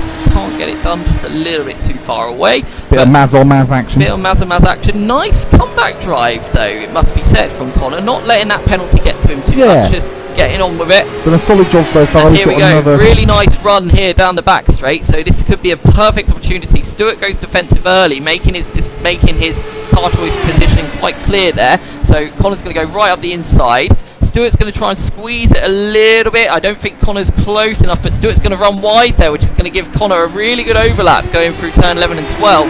Could give him a chance going into turn 1, although it's going to be really difficult to get that move done in turn 1. Yeah, just to update you on the Aaron Daly's back up into 6th place here.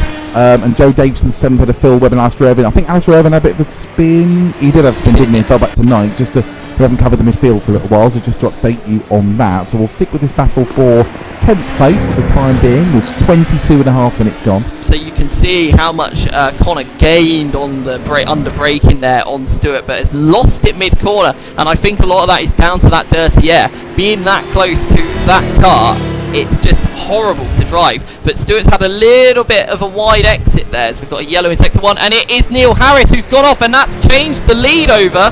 Martin Buchan back into the lead because Aidan had to take the void in action. There's literally a Corvette in the middle of the racing line, so Buchan now leads. Aidan is now 2nd, so it's all swept around again. Yeah, and that's very pretty Le Mans, the kind of situation that occurs there. You've got a short track, you've got lots of cars, back markers, lap traffic. It does happen. It can only really be described as an occupational hazard. No, Grant is working very hard and just getting. Here's the replay. Oh dear. Oh, and Nathan got collided as well. But I was trying to look. I know you said that Nathan has been taken out and kept going and everything. So the lead, a spin for 3rd. I do wonder though what Neil could have done differently there. Like if you move, you can't win. If you stay there, you can't win. And it's 6 and 2 3. I don't think it was really anyone's fault. And Stuart Pringle off the circuit coming into the S's, so Connor Daly gets the job done there.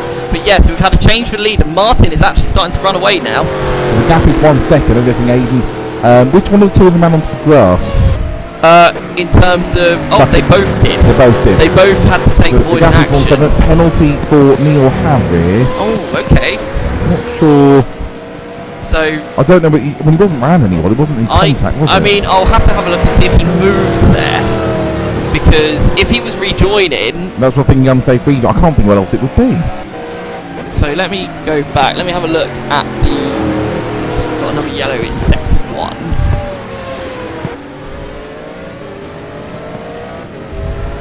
So let's just have a look at this.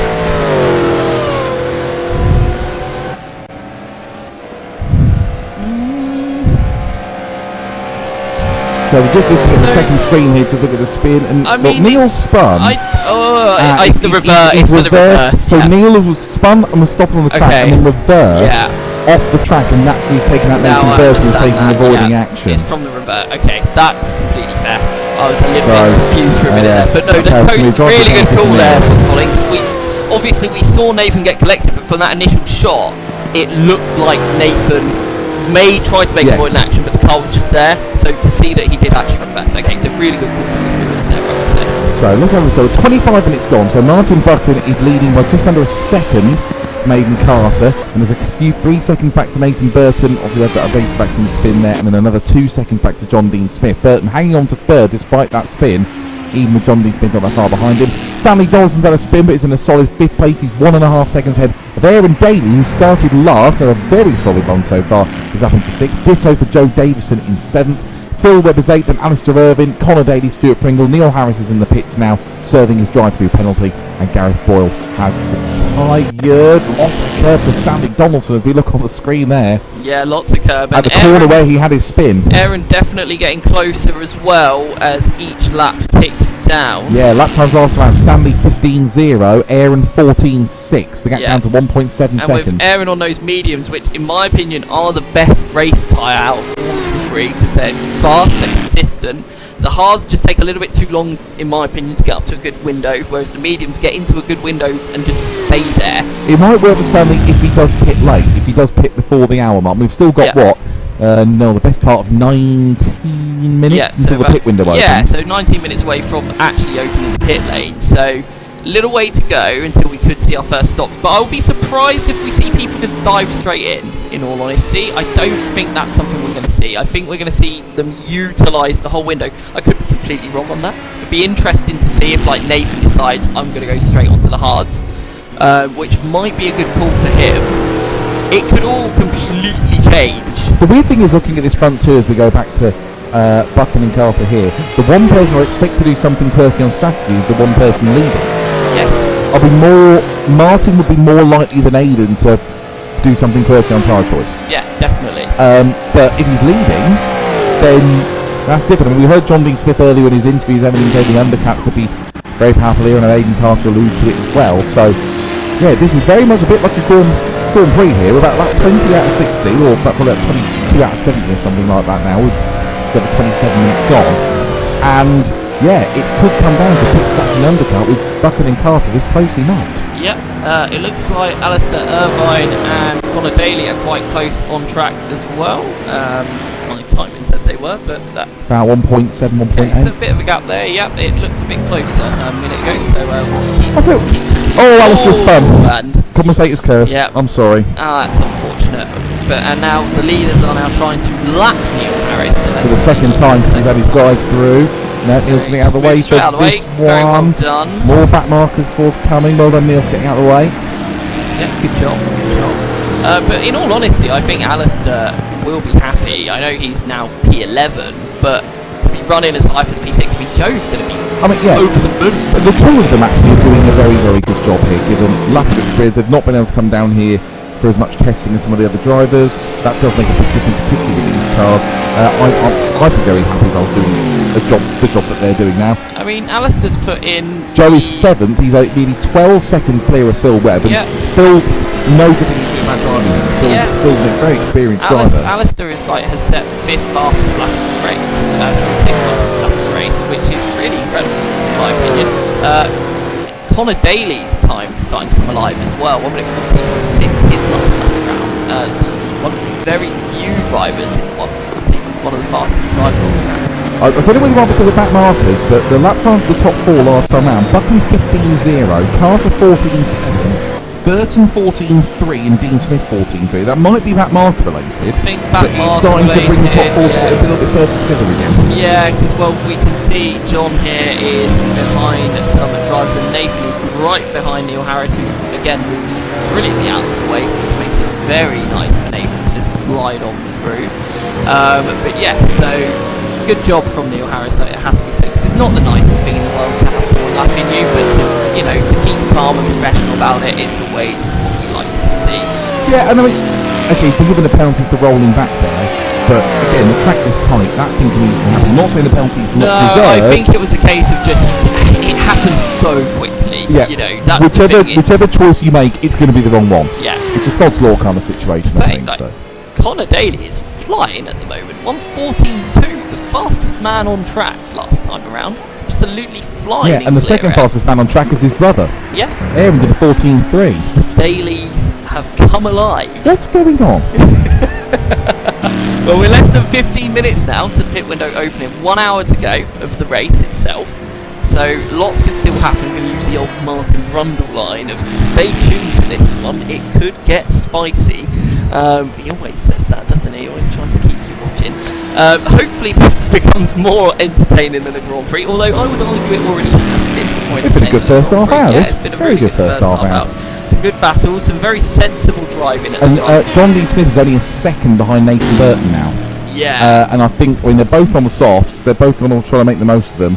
I'd expect both of them to pit relatively early. Yes. Interesting that John seems to be doing a better job with the soft tyres, considering that John spun on them and Nathan didn't as well. No, Nathan had to spin when Neil put him off. They both had a spin. Yes, correct. So they both had a spin. And although I do wonder then, is Nathan's lack of pace more due to the fact that he's now got 50 pence pieces and he's trying to burn through them, whereas John might have got through that awkward phase now? Because John's pace has come up again to 14.2s, which is a very good pace. Like, that's faster than both the race leaders. Yeah, we'll keep an eye on that one. I think. Oh, Connor! Oh, big off for Connor at the S's. That's a shame. I think Connor was just getting into a nice groove, but hasn't He's probably lost, only lost about hasn't lost a position. looking at his sector time, he's lost about 4 seconds there. Yeah, only lost about 4 seconds. Just gonna keep an eye on Joe Davison for a little bit as well, just trying to get as many of the. And I think Phil had an off on that last lap as well, because he was 127, so I think unseen by us. Quite a bit, Yeah. unfortunately. But still holding strong in P8, so still in the top 10 for Phil. Hearing a lot of bangs out in the venue, and I don't know if that's a frustrated slam from Phil there, but it's maybe Aaron. Maybe Aaron. But I've not seen anything from Aaron. So, Buchan and Carter still no. Oh, hang on. The 0 point coming up with the leaders. Oh, yeah. I think Aiden Carter is through. He is through. He's done him the chicane. Aiden Carter's taken the lead. So here we go. Buchan's going to have a little think about coming back at Aiden. Can't get it done. Let's keep on watching this. I'm going to try and find the replay on the other monitor, because I don't want to interrupt this. Aiden Carter, both these guys are mediums, remember, so no difference in tyre choice. Aiden Carter, with nearly 33 minutes of the 90 gone, has now for the second time overtaken Martin Evelyn. Here it comes into the chicane. So really nice Buchan move. tried to close it off. Buchan tried to close it off, but saw Aiden was there and just thought, you know what, let's just let Aiden go for now. It's a carbon copy of the first move. Absolutely. Really smart driver from the two of them. So Aiden Carter, your Simply Race Porsche Challenge champion, a race winning the Touring Car Championship, back in front on his endurance or sports car racing debut, I believe, because he didn't do Suez last year, did he? No, he didn't. Aiden. Yeah. He did the 24 hours. Well, he did 24 hours, okay. Yeah, as did Buchan. So yes. Yeah. So 1:14.72 from Joe Davison that last lap. That's a really nice time. Good lap. He's a bit of a lonely race. He's 9-10 seconds behind Aaron Daly. But you know, and he's 23 ahead of Phil Webb. You know, that's probably not the worst thing when you're new to There's this no sort of, pressure like, no, at either end. You've got Keep no going. dirty air. You can just keep on going. If you'd offered him 7th place, he'd snap your hand off. Absolutely.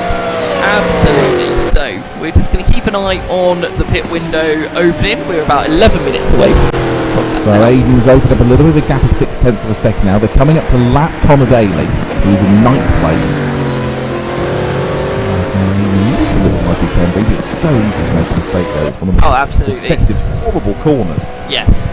Yeah, I can imagine any time. Connor's off. lost Well, that's Stay the there. goal. Fair play, but that has definitely set up Martin for a little look going into turn 6, but I think he's going to think better of it. But well done to Connor there for staying exactly where he was. He could have caused a huge accident there. Is that a good example of tyre overheating and not cooling them down? And because we've seen Polygraph twice there in the space of a couple of laps. I think he's just pushing a bit too hard to try and make up for the time that he lost earlier in the race, which is fair enough. You know, I get it. You know, completely get it. But yeah, so and look at this. Martin's having a look into the chicane, thinking better of it there though. Through chicane once again, turn 8, 10A, then 10B, back up the hill. I do wonder how similar these two's pit strategy is going to be, because at the moment both of them want that track position of the lead. Yeah. So how similar are their strategies? Like, is it going to come down to who is in the front when they pit? That time's back down to low 14s. John Dean Smith was fast at the 4 that time on the 14.2. He's still only 1 second behind Nathan Burke, and those two on the softs, remember? It'd be very tempting to go for an undercut, wouldn't it, in that situation? More interestingly, is Aaron Daly going to catch Stanley before the pit? Well, that gap was about 7-8 seconds last time we talked about it. It's now down to less than 3. Yeah, and the gap between Nathan and John is now 1 second as well. So the gaps are definitely closing up around the circuit. Just have a quick look at Stanley just to see how close Aaron is. Can't visibly see him in the camera shot. Yeah, that's yet, Neil Harris. So that is traffic Neil in the Harris middle. there. Yeah. So the two orange Apex cars there. Okay. Yeah. Okay. I'm not going to comment on what I've just been saying. Yeah. Interesting one. Anyway. So we could see Aaron catch before the pit window, but that gap has kind of consisted. I mean, it's gone up if anything this lap. It's 3.2 seconds now. It's 2.8, wasn't it, on the last lap? Yes, Aaron's lost half a second in the first sector. Let's look at the sector 2 time, so just the sector 2 line coming up now. More. No, about the same that lap. So gap stabilising, but given he had that spin in qualifying at the back of the grid, and knowing that I don't want to sound like I'm doing him down, but Aaron can be prone to a spin, and I don't want to put the commentator's curse on him again with 36, 37 minutes gone. Aaron's done a cracking job so far. Yes, so far. Let's. Yeah, I'm touching melamine. I would say it's wood. It's not melamine. Yeah, we'll have to be careful, like making predictions like that. I think, but we've got previous to that, haven't we, Grant? We do, and it's usually quite quick when it happens as well. So it must be said, Aiden now started to gap Martin just a little bit. The gap is still under a second, but it's now up to about 8 tenths of a second, where before it was around half a second, 4 tenths of a second.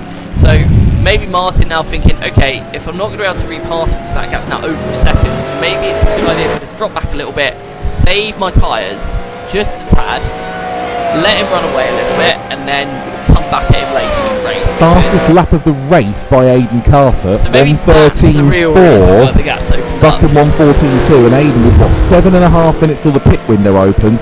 Aiden is when Buckham did a 14.2, which is a perfectly common lap time at this stage of the race.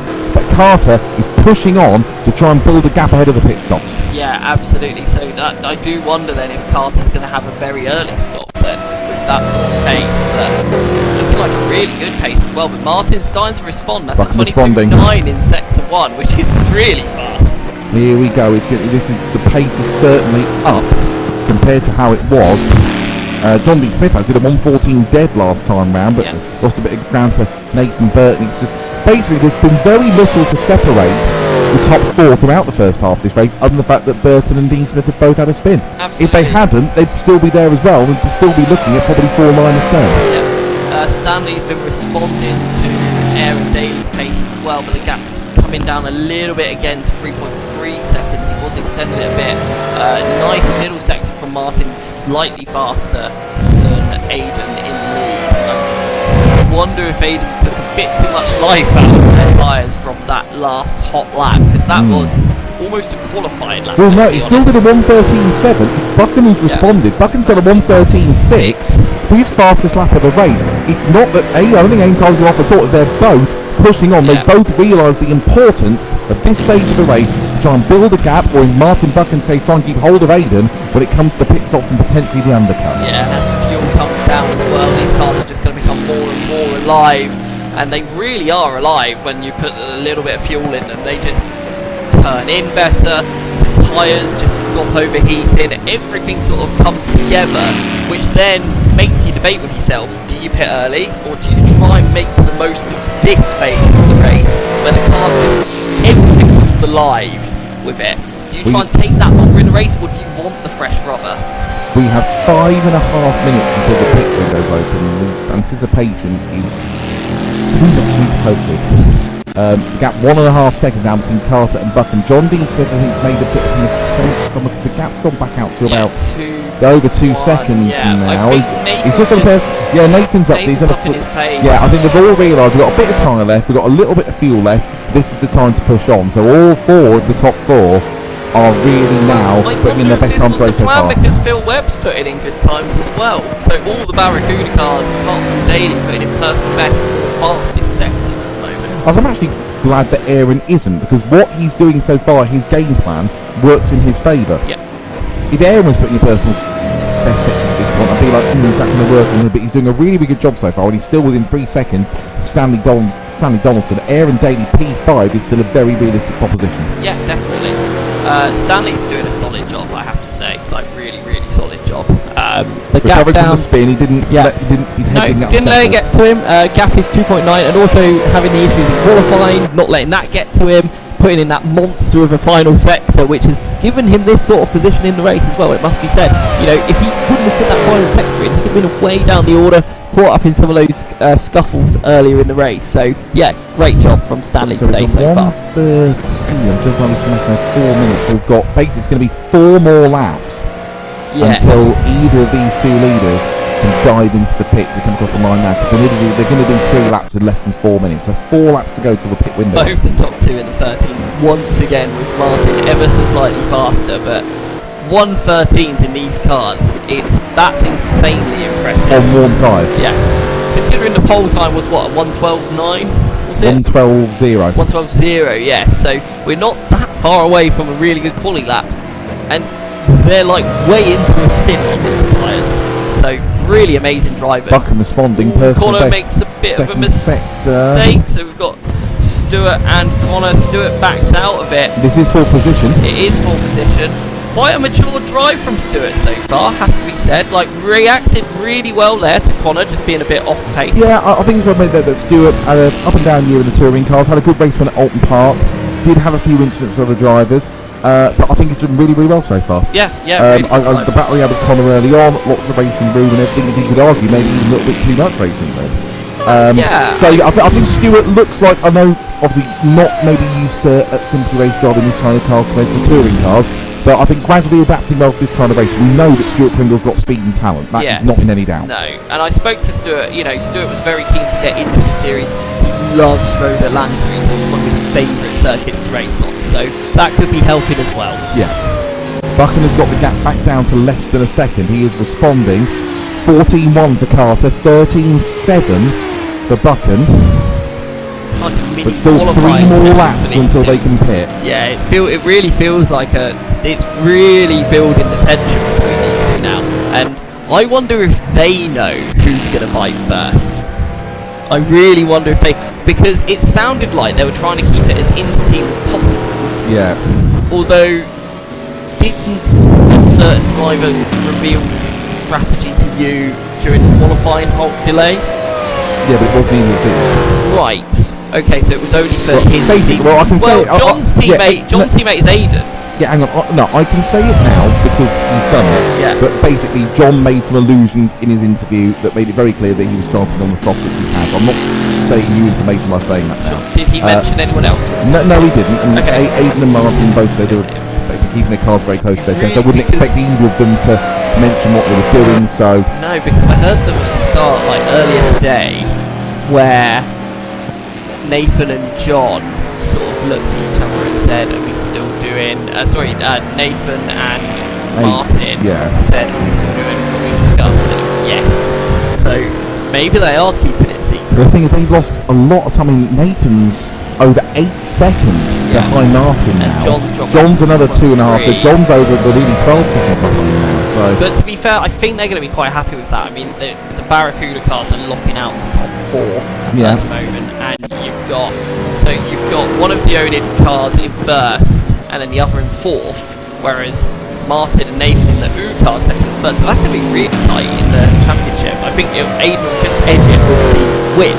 yes. But in terms of the point standings, that's going to be pretty close. I know it's only round 1, but you know these things are important. Yeah, and it's only a 5-round championship, so every round. Have they dropped scores in this one? No. Oh, thank God for that. Right. So we come through the chicane and everything. So it's not quite enough for them to pick now. As they come over, they will be able to next time around. Buchan, you can see visibly is closing, I should say. Up and again, it's a 13.5 for Buchan. That That's gap down his to under half a second now. personal best of the race within a tenth of Aiden Carter's fastest lap of a 13.4. And Buchan's last 2 or 3 laps changed the dynamic of this battle for the lead entirely. 3, 2, 1. That's the halfway point of the race. The pit window is now open. Yep, pit window open for 15 minutes. So, who's gonna blink first? We will keep you updated on who's in the pits when. But you can also see it on the timing tower when they go into the pit lane as well. So keep an eye out for that. You'll see a blue P as we saw when the penalty was served earlier on, and that will give you an idea. The figure in the brackets is how long they're stationary for, and the figure that keeps running is how long it is from pit entrance to pit exit. So you'll see those coming in and out, and they'll keep updated as the not pitted. As we watch the leaders coming down through turn 8 Stanley and Donaldson, 9. I think, has dropped it because Aaron Daly is now in front. Shame for Stanley. Good news for Aaron. Well, let's see if either of the leaders come in at the first opportunity. Here they come. This is the pit entrance here. And they both go past. So they are not pitting. They're not pitting. What about Nathan or John? Because they're both on the soft. They're more likely to be trying to pit at this point. Stanley's had quite a big accident actually coming out of turn 5. Just cut to it super quickly. So Nathan this one's a Burton bit is in. wide. loses it and just He's been taking a lot of cover. Nathan Burton and John Lee Smith are both in. Yep, that on the doesn't soft at the surprise first me. opportunity as expected. Yep, so it'll be interesting to know what tyres they go on to. Unfortunately, I don't think we have that information because all the tyres it's showing for me is soft. Yeah, I imagine it will be mediums for both of them. I can't imagine they're going to try and run the hards. I will try and find out for you. Yeah, well, when we have the information, we'll do that. Stuart Pringle is also in for his stop. This is shuffled through, so Nathan Daly now... Aaron Daly now third on the road. And 13th and last on the grid. Stanley goes through into fourth. Joe Davison is in for his pit stop as well. I think he was on the following lap. Yep, so Nathan and same John lap, same lap. onto the mediums. Joe is also in the pits and Stuart on the pits. I guess it's Stuart soft. What tyres did Stuart start on? Oh, I don't know. Look, you're on the info, didn't you? Yeah, well, we've both got the info. Mediums, okay, so he's going medium soft, that's interesting. So Nathan and John onto the mediums, Joe onto the mediums. And still the leaders stay out. Still the leaders stay out. I think they're going to try and push it as long as they can, to be honest. So Aaron Daly... Oh, someone's gone off one of the leaders! Oh, is that after Erling? He's just spun, and thankfully Martin Buchan didn't collect him. That was very close again, and the pit stop timings come through. And, well, it looks like John's had a stop over 4 seconds quicker than... Is that right? I mean, if he's... It all depends on when he's requested the stop, when he's, you know, if he's got the pit box right. The crew can make mistakes, so, and he might have put less fuel in. True. You've got to remember, you know, like, John's calculating, Nathan's calculating. Stanley's in. Stanley is in as well, yeah, into the pits to go onto the, well, we'll see if he goes onto the mediums. I'm not surprised to see him in early, but I thought he would try and spread that a bit longer. Leaders coming up to the pit entry again. Will Carter or Buchan pit this time? Aidan Carter's in. Aidan Carter blinks first. After just over 48 minutes, and Martin Buchan takes the lead on the road. Now let's keep an eye on the pit entrance to pit exit time and the stop times for Aidan Carter, who comes in for his one mandatory pit stop. And also keep an eye on the sector times for Martin Buchan, see if he tries to get the real hammer down and try and get the overcut. Yeah, so real interesting part of this race now. And where will Aidan rejoin, do we think? Like, Stanley is in the pits, he's currently going down to pit 6, now behind John. So yeah, Nathan Burton and John Dink's still about 2.5. Nathan Burton and John Dink's still about 2.5 seconds apart, which is about where they were when they came in. So no maybe real that change pit there. stop time was incorrect. I think so. Yes. Hopefully. I think sometimes it continues counting down unnecessarily, which is a bit weird. A bit odd. Apologies for that. Just to make the point, I know it's because of pit stop. Aaron Daly is now second on the road. Yeah, fantastic. Again, I know it's obviously a little slightly artificial because of the pit stops and everything, but from last on the grid, yeah, he's done such a good job. So I really don't want to put the context person. He's done a fantastic job in this race so far. No, and here comes Martin. It's only one lap. It's only one lap difference. Interesting. Aidan is still in the pits now. Aidan there he is. Still in the pits. So that shows you how long the pit stops are. So yeah, Aidan's going to come all the way around here because he was in the first pole. He was first in qualifying, so right at the far end of the pit lane. Martin Buchan's a bit further back. You might just see him at the back of your screen. Aaron Daly's going to lead this race. Yep. Unless he pits now. This lap. Yeah, unless he comes into the pits this lap. Yeah. So we'll see. We will see. Right, we're looking. This is Aaron. Yes. Oh, come on, don't pit. Lead a lap. Oh. Actually, no, we will still lead over the line. Yes. Because the line's there. So Aaron will. No, because the line's there. Aaron will lead the lap. No, he's not. He's still P2. He's not overtaken Martin. Hang on. Wait. Is he next to him in the pits? He's going to be off the lead. Oh, yeah, there's Martin. So that is first and second with Neil Harrison between them in the pit. Here's Aidan Carter. And we wait to see where he's going to sit relative to Martin Buchan and set up the second half of this race.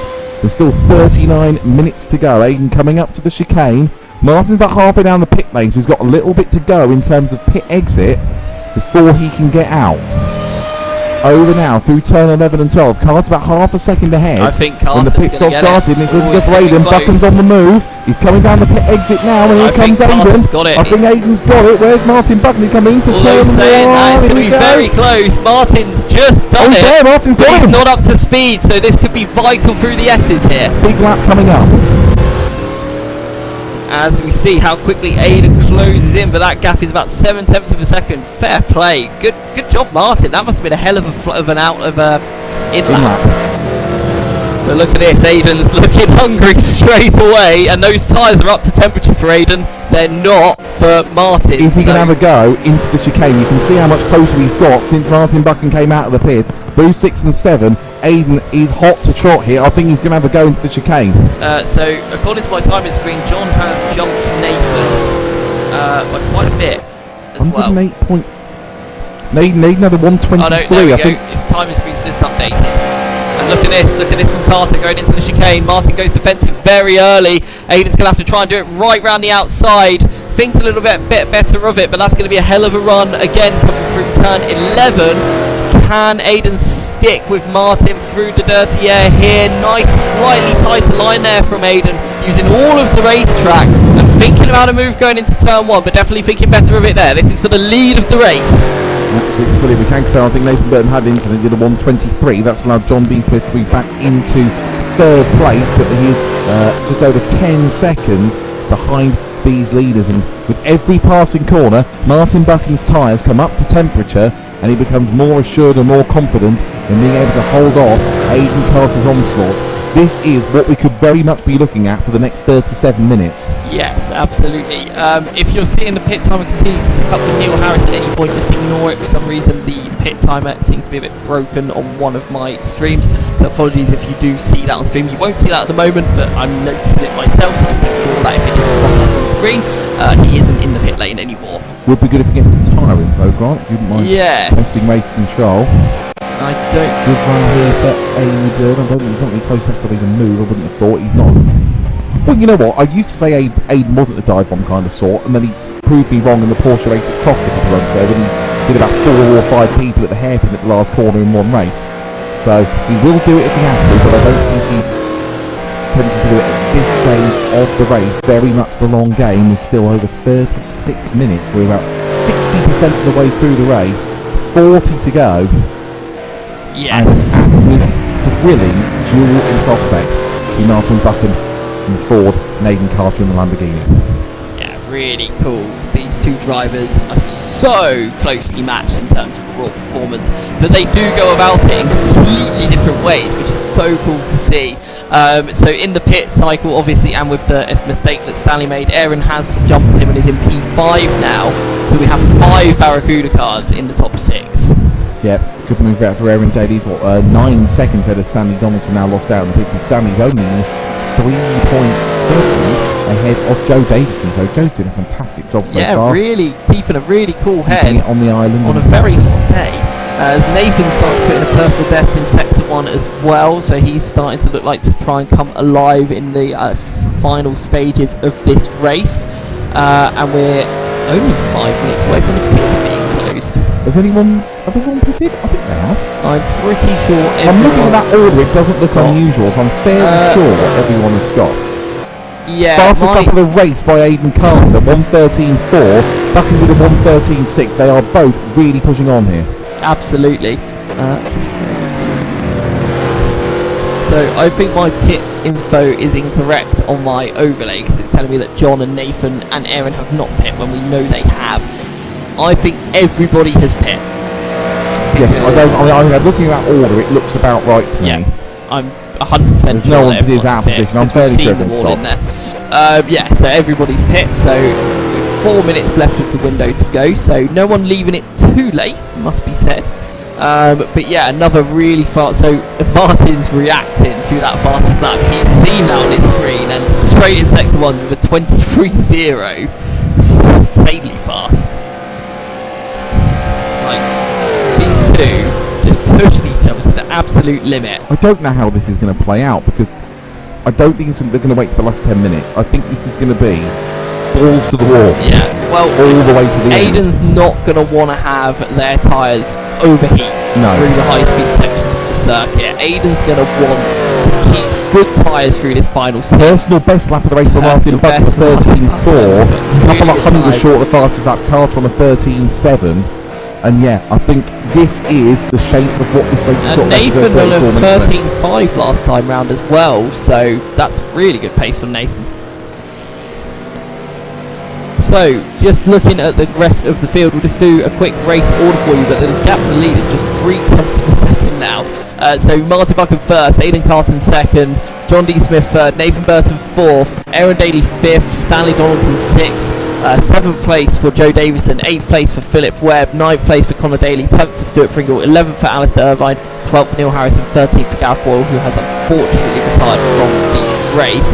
3 tenths of a second for your two leaders. Aidan responding on this lap to that lap that Martin just put in there, that 1 minute 30.4. Aidan already faster than Martin in sector 1. How are we looking in sector 2? In fact, Martin responds in sector 2, so these two are just absolutely pushing it to the limit, really trying to find each other's limits to see what the other one can do. Really interesting stuff here, and I really think this is going to come down right down to the wire.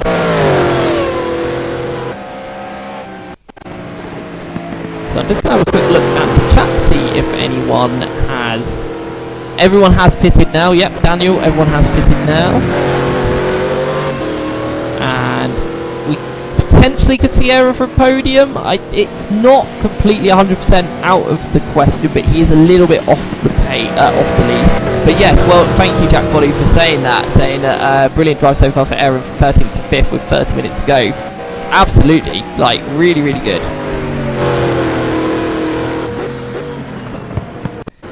Leader did not do overtake off the circuit. All the track limits are just done automatically. So yeah, if he would have done, it would have told him to just give the position back. So just answering any questions that you might have in the chat. Feel free to keep chatting. So we've not been putting a huge amount of effort into looking at those, but the racing has been quite sharp at the front. 22.9 for sector 1 for Aidan Carter, closing that gap down to under half a second. Seeing lots of little flashes of yellows in sector 1, so I think we're starting to see a little bit more mistakes from the drivers. They are managing to keep it on the grey stuff, but I think we're just running a little bit wide as we got quite a long yellow in sector 2 there. But yeah, these two still trading fast sector times. That offers full web because I've just walked past him. It wasn't my fault.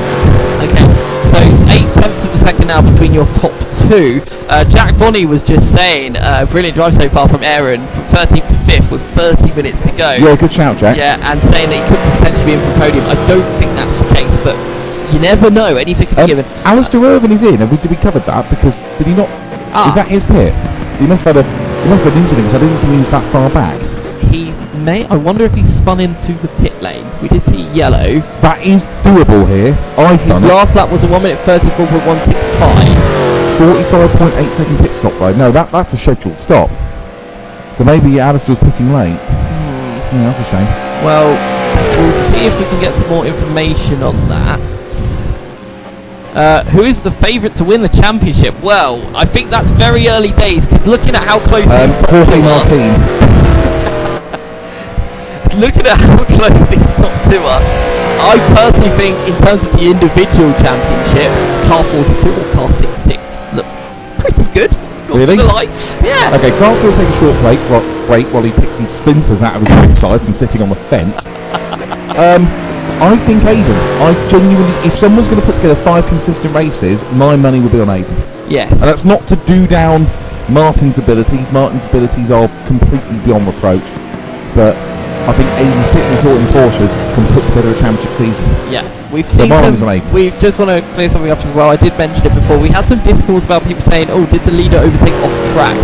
No, it was completely on the circuit. There was nothing off track there. As I said, the software will automatically penalise for that and make them get the position back anyway. So yeah, it's no question for that battle for the lead. But look at this, look at these two sector 1 times from Martin and Aidan. Look at that, 22.9, 22.9. 13s after 13s. I did just double check as I dipped out of the commentary box for a minute. Obviously John D. Smith and Nathan Burton both on the medians, Martin Buck and Aidan Carter.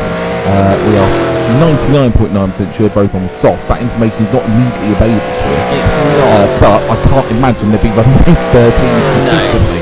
2,000s between them that lap. 1:13.511 for Buck and 1:13.513 for Carter. They wouldn't be doing mid-13s consistently if they're on the hard tyres. So I think we can say with some confidence that they're on softs. Yes.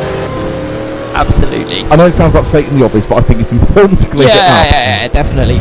I mean, I can take a quick look if you'd like. You can have a quick gander at all the tyres if you'd like to have a look. Really? Yeah. Would you like me to? Why not? So I'm not going to do it. Rebel, you. I'm not going to do it on your screen at home. Just going to show it to my esteemed colleague. No conferring. There you go. Yeah. So medium. And Stanley's gone a hard medium. Yes. He's going to be not on the I think that's a sensible because he pitted hang quite on, early. Aaron's on the soft. What did Aaron start on? Did he start on the hards? Aaron started on the mediums, I believe. Okay.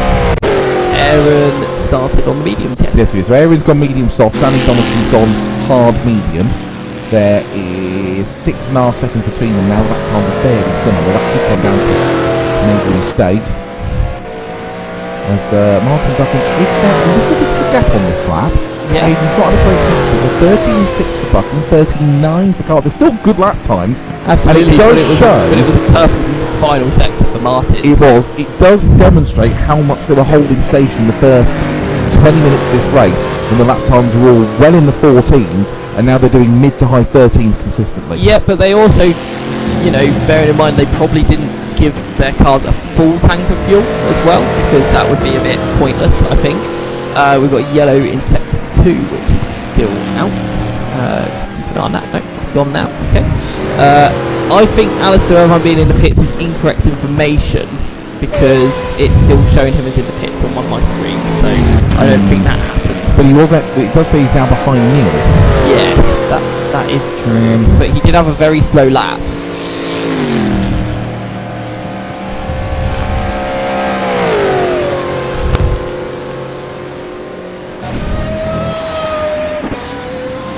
So the leaders come back through the chicane once again. There's not really much else we can say. It does increasingly look like Aiden Carter is going to wait to maybe make a final assault in the late stages. We've got just under 27 minutes to go. Fastest lap of the race, maybe Carter. That shut me up. 1:13.4, 1:13.9 for Aiden Buchan. They are both pushing on. Yeah, maybe I'm wrong. Maybe it could be that one wants to force the other into a mistake, but the pace that both these are setting lap after lap after lap is absolutely stunningly good. It really is. So, just to confirm, Alistair Irvine did this again for tyres. So, I don't know if that's because of how many times he spun. So, I don't know if we're going to hear a call from Colin to potentially our steward to potentially. Oh, it was in the pit window. Okay. Fine. Does that mean I was right? Yeah, Can I have that? because it showed that it wasn't doing the pit window from what we saw. So I think my overlay was incorrect at that time. Take that overlay. Take that overlay. Yeah. Silly overlay. Has Nathan made 20 seconds behind John now? Has Nathan ever made a mistake somewhere? It wasn't on the previous lap, it was 14-0. I don't know. I think the two have just been ebbing and flowing a lot with pace.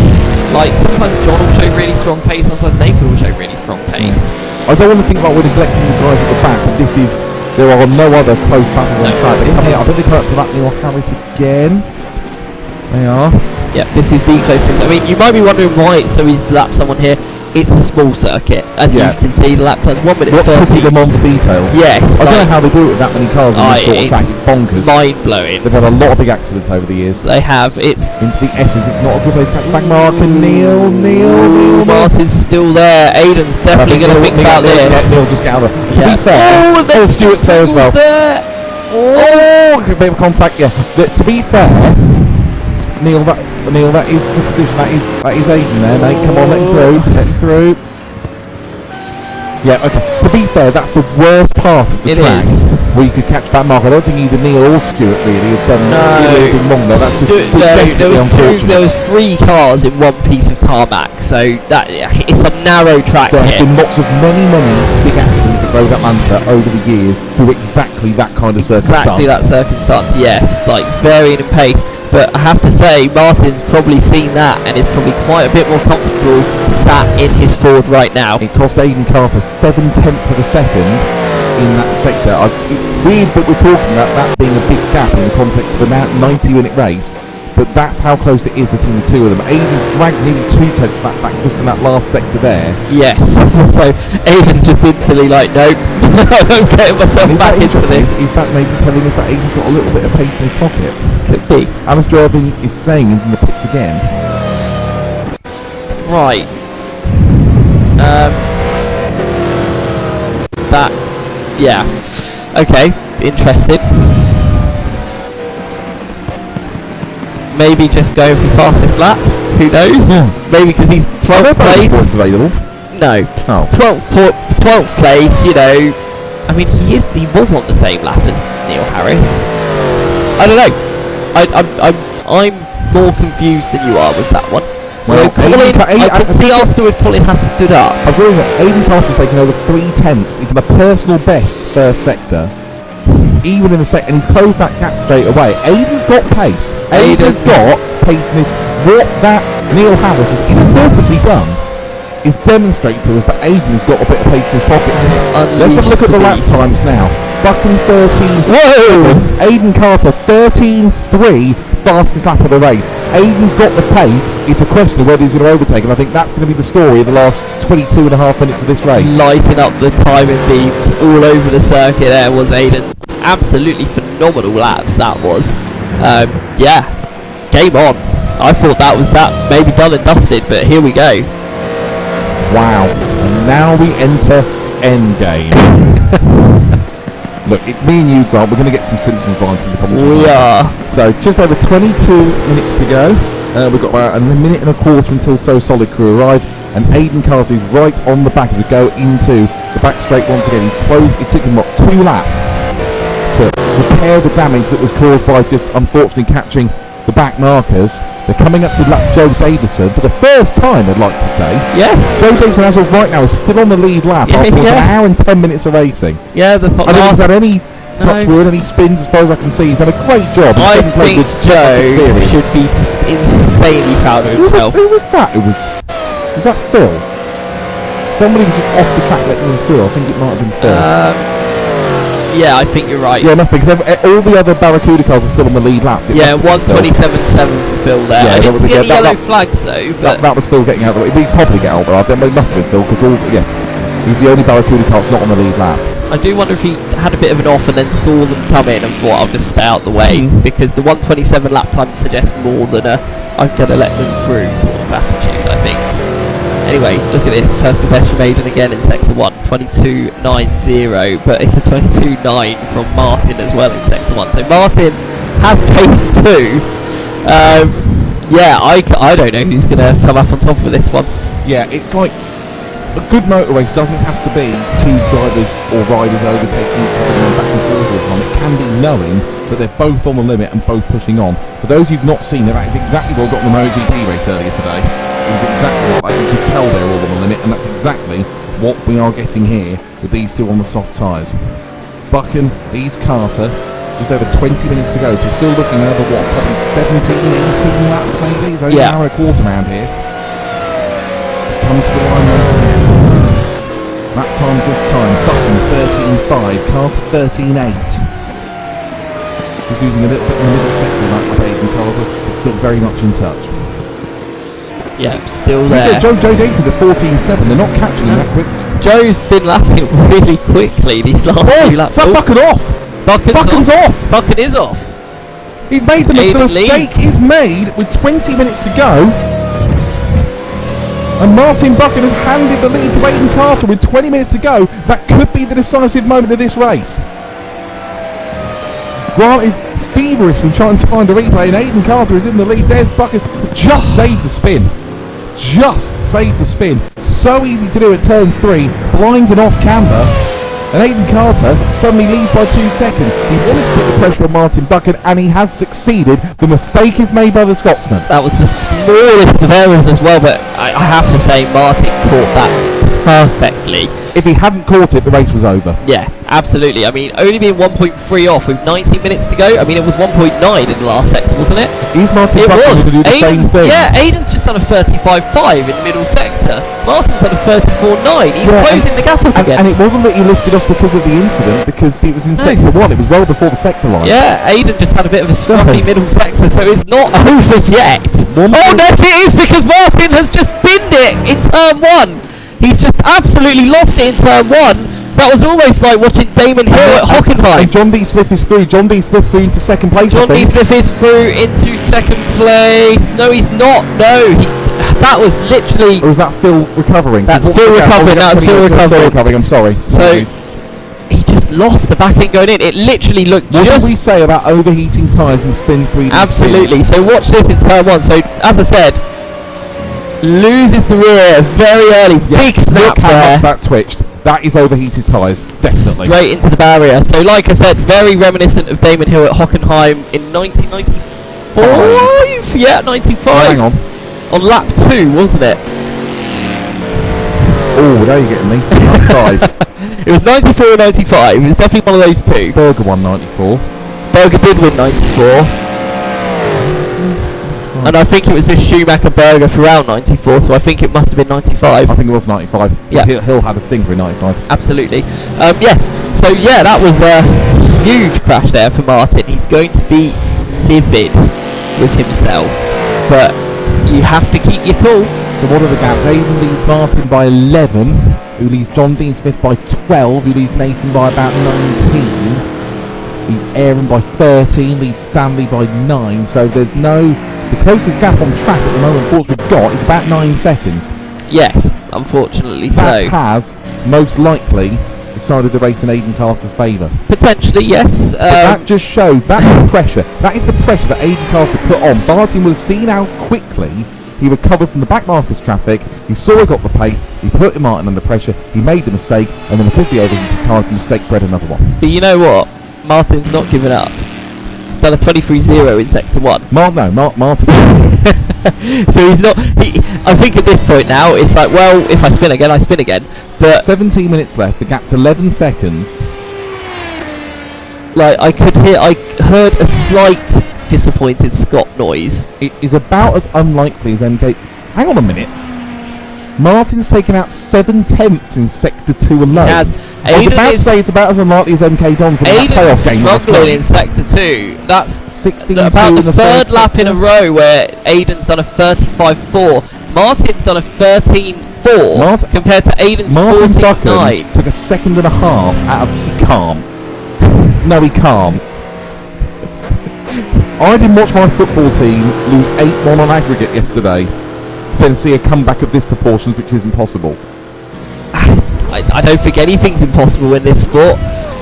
Let's see. So Aiden's responded in sector 1 this time round, but it's sector 2 where Aiden seems to be losing. As unfortunately, Joe Davidson has had a spin there, just recovering. Was that a spin or did It you was say a spin. through? No, it was a spin. that's There was a shame. yellow. But to be fair, Aiden's got the best. Joe's got the best part of a minute on Connor Daly in 8th, Yes. so he should be okay. Yeah. But yeah, so Martin's going to give it everything. Aiden maybe just coming off the gas a bit. 34.9 for Aiden, so a bit better this time I think he round. just took a lap as a breather. Well, we've seen a few 35s from Aiden in this stage of the race. This is a good in lap, sector. though. And He's then been again, quicker than Martin. Buchan in both of the Then first Martin sections puts in a this 35. Yeah, I do wonder now. Take a If, 13.8 from Aiden yeah, there. that's a good response. 13.4 from Buchan, his personal best lap Yeah. race. So Buchan is Well, pushing on. Martin's about the back. Stanley? No, Stanley's on track. I'm not There sure. was a car, I'm sure I saw a Was car it for Phil? turn 11. I think it was potentially Phil. No, because Phil's now behind Stuart Pringle by 1.9. I think he was earlier anyway. Okay. I didn't think the gap was that close, but because now the gap's 2.4. Oh, he's on a 131. No, so yeah, Yeah. apologies, right. I stand corrected to the man in the orthopedic shoes. So Aiden Carter then, with nearly a 10-second lead, and if anyone is capable of managing a gap, as we've seen many, many times in the other championships that Aiden's been racing the last year or so, it is him. What race is next and when is it, says Daniel Poulton. So Mugello, Mugello, 2nd of June. 2nd of June. Not that far away. Yep, same day MotoGP at Mugello. It's Mugello Fest as far as I'm concerned. And Daniel also says, who is the most exciting driver to watch this season, other than Stanley, of course? Stanley again. You think Stanley again? Well, of the drivers that are in this field, I'm gonna say it's really difficult because there's some absolute. That's a very good. That's a very really good question. Good question. Like in terms of excited drivers, so that's that's taken away. Let's say from like the let's take pace out of it. Who's always electric to watch on circuit? Who's always causing excitement? Martin is probably the one. Martin. Who's like you look at the time. Obviously, we have timing screens that you. I don't want to sound like Trenton Steves on Sniff Petrol. We have the timing screen. We're here and you're not. Yes. But he's the one when you see the time going. Where on earth did that come from? Yeah. He's the one more likely to do that than anyone else. So yeah, he's probably the one I pick. Watching Martin's qualifying lap was electric earlier. Yeah, that was absolutely fantastic. And that's why I love this one-shot quali, because if this was a regular qualifying session, we might have missed that lap. But yeah, Aiden's smashing in some good times now, although not the best middle sector again. He doesn't need to. No, if we're being honest, with less than 15 minutes left. Yeah, probably just trying to get it home. Martin's in the 35s as well, so yeah, just getting it safe. Maybe a bit of lift and coast. Maybe underfueled into thinking to go for it. Oh, that's crafty level speculation. Now you're being ridiculous. Is it? Yes it is. I mean, that could have been the plan for both drivers, you don't know. Aiden does not strike me as the kind of driver to take that kind of strategy gamble. Martin is.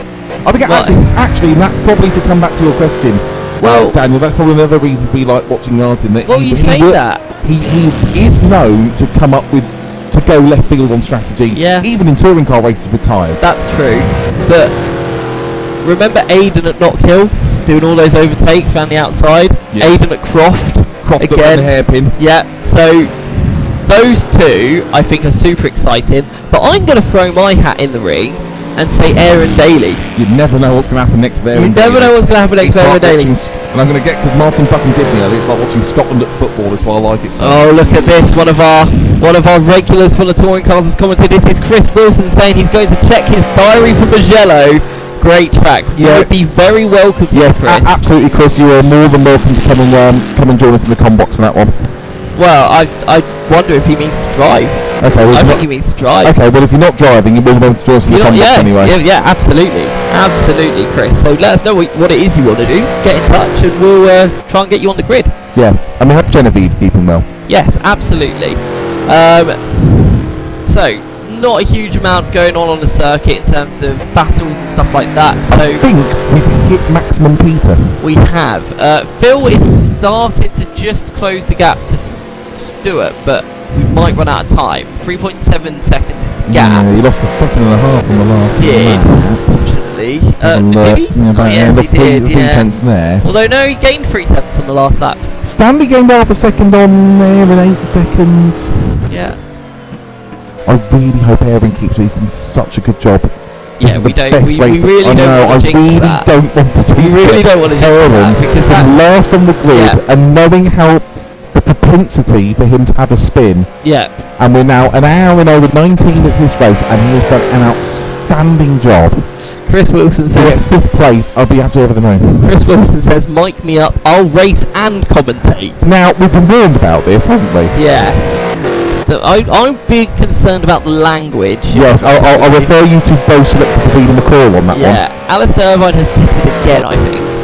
Yeah, there's something weird going on there. Yeah, Colin our steward has decided no penalty because he's so far down. Oh, big slide for Buchan. Big slide for Buchan. He's just on a 13.4 as well. He's pushing on. Cam starts at 8.6 all of a sudden. He's not keeping that one. There's only 10 minutes left. But that was gone. If we can get a replay of that, because that was huge coming out of turn 1. Yeah, let's just jump back. Deary me. We're just sorry for the rewind on the stream, but here we go. No, it's worth it. Let's have a look. Here, watch this. Whoa. That had Fernando Alonso at China levels of out of control. That did, but no, that had Mark Marquez coming down with snow on him. Goodness me. Well, that's Alistair back out the pitch, just letting the Martin Buchan through there. But yeah, I'm going to stick to my guns and say Aaron Daly is the most exciting driver on the grid in terms of you never know what's coming next. And Aaron's a lovely chap as well, so a really nice driver to support. I think the best there's a snooker analogy here. Martin Buchan is like your Ronnie O'Sullivan. He is absolutely a world-class driver. Sometimes he doesn't always go right, but you know he's going to give it a go and do whatever. Aaron Daly's Tony Drago. Yeah. It's emotion, it's all arms and legs, you never know what's going to happen next. It's brilliant, spins all over the place and everything, and it's just constant emotion. Aaron, he's a good guy as well. I think he's pretty much, apart from Stanley, I think he's the youngest guy here as well. Yeah. So yeah, Aaron, you never know. I remember the and I was in that Alpine race 2 seasons ago when Aaron won the reverse grid race, and I was just coming around the last corner. I was like, "Hey." I'm just sorry about that. I'm a bit like if you watched episode 3 of Clarkson's Farm when Charlie Ireland found the marmalade. You don't even grow oranges here. Alistair Irvine has just done a fastest first sector of the race. That's what. I think that's soft tyres and not much fuel. Is that why you picked it again? With you, yes. What's his second sector going to be? Let's watch, because it's looking like a good lap. 34-7. Yeah, he's pitting. Oh, fair play, mate. Okay, actual play. That's brilliant. Let's see what Alistair can do with this. This could be in the 13s. Coming down the hill. Because it's fastest lap of the race. Come on, across the line. And it is the fastest lap of the race. It won 13.2. Great job. I mean, Martin's going to be looking at that going, where did that come from? Oh, fair play, mate, Alistair Irvine. I like that. I know he should really be pitted again, but he's so far down the order, it doesn't really matter in the grand scheme of things. He's in last place by... I think he wouldn't get a bonus point if there were bonus points. No, but the funny thing is, he's now catching Martin Buchan on circuit. Right? Because he's behind him on track, lapping quite a bit quicker. Like I was thinking, this has got halls of Eddie Irvine lapping Ayrton Senna at Suzuka in 1993. Same surname as well, so let's... I hope Martin's not a boxer. Flyweight, obviously. Martin Buchan, the worst way is about 7 stone dripping wet. Honestly, he makes the Mr. Muscle bloke look like Alexander Usyk. So no risk of any contretemps there. With just under 7 minutes to go, Buchan is still pushing on. He is. This is going to be well in the 13s. 13.9. And Joe Davidson's putting in some personal bests as well, which is nice to see. He's driven a great. For someone who's not had the experience in the car and has put in, he's had one little spin a few minutes ago? Yeah. With traffic coming out, and he's done a superb job. He's only 1 lap down, he's in 7th place. He's just done a personal best lap of the race actually, a 14.4. Yep. Really good job. And are they Alistair and Joe coming back for the other races? I hope so. I hope so as well. Like they were from the conversations I had with them. Well, they should. To this race. Makes life more fun. And I think they'll find that they will improve a lot for that race. So but what a great starting point. Yeah. So hats off to them. Like I said, I think they're just going to be happy to get to the end of this one. There's Alistair getting out of Joe's way, probably cooling the tyres for another run. Even getting the 12s. Yeah, maybe, yeah, his last lap was a 1:17.8, so yes, potentially. And just actually, because I was getting to the point where we talk about towards the end of the race, just a bit of a shout out for John Dean Smith actually. Yeah. We've not, since he had his spin while leading early on, we've not really seen any of him. This is the first time he's been on screen for about an hour. But he hasn't made any other mistakes. No. But ultimately, look, he's nearly 26 seconds behind Martin Buchan. Would he have kept the pace of these two? I love John to bits. I will admit, full disclosure, he is one of my best mates. I don't think he'd have stood that pace for that long without making the mistake. And also, I asked him when we had the interview in the qualifying delay, would you be happy with 3rd? And he said yes. In all honesty, when you're going up against Martin Buchan and Aidan Carter, the level that they're at, I think John's going to be looking at this thinking I've beaten Nathan by 20 seconds. I think Nathan will be quite disappointed with I think Nathan will be quite I'll be very interested to... As a team manager, he'll be very happy with the top 4 being Barracuda cars, the top 5, being Barracuda cars. It doesn't work for Lawrence Stroll and it doesn't work here. But I'm just going to throw some candidates for driver of the race, and I want to start with Aaron Daly. That's going to be my first pick for coming from last. 4.5 minutes left yet. I know. Oh no. He's then Stanley Donaldson, my next pick, and Joe Davison. Absolutely. So those are my 3 candidates for driver of the race. In terms of like outright driver, you know, you have to say Aiden, who's not put a foot Ultimately, wrong, really. 90 minutes in these cars, it is going to come down to not making mistakes. Yeah. And there are 4 Barracuda cars at the front, and 3 of them have had spins. And who's the ones that hasn't? Yeah, Aiden exactly. Carter. Yeah. There's a reason he is where he is. So, Aiden probably on form driver of the day. In terms of 5th, 6th and 7th, I think they've all driven really good races. As long as I don't do anything stupid now, I would give it to Aaron. Daniel Bolton saying, vote Stanley. What is the car called that Stanley is in? It is a Maserati MC12. It's AKA the Stanmobile. No, it's a Maserati MC12 as raced in the FIA GT Championship late 2000s, early 2010s in the mainly the Vitaphone colours, which is the livery that Connor Daly is driving. Fabulous racing car. Utter nightmare. The fact that Stanley, I think, has only been off once or twice in this race, I think he's actually done quite well to handle it like that from lap 4. Yes, yeah, it's a tricky car, the MC12. It's a very tricky car. I don't know if you've driven that one, Dan, but it's very easy to just lose it like that with it. So, yeah, absolutely great drive from Stanley. Lots of support for Stanley again in the chat. Stanley for driver of the day, Stanley for driver of the day. Vote Stanley for driver of the day. You should have sent Stanley. Could have won Eurovision the way this is going. We should have sent him sent him Ollie Alexander. We would have probably done a much better job. Yes, he's going to get more points. The gap to Aaron Daly's coming down actually from Stanley, 4.5 now. That obviously not really enough to do. And also 2.5 minutes to go. Also, we've missed. Phil is now in front of Stuart Pringle by 19 seconds. Oh, there must have been a mistake there. So, yeah, it must have been a small mistake from Stuart. So yeah, Stanley 4.6 off of Aaron, and lapping 6/7 of a lap, 4 seconds just to faster. interest, Aiden must just be coming up to lap Aaron. Yeah. If we can have a look at that, because obviously we've only got, should look at the lead, we've only got a couple of minutes we've left got in the race. Phil on the screen at the moment, so there is now Aiden. Yeah, there is Aiden just coming up to Aaron, and in front. And you can see Stanley just behind as well. Oh yeah, Stuart and Connor are just in front of him as well. So he's going to cross the line now and have 2 laps to go at the end of this lap.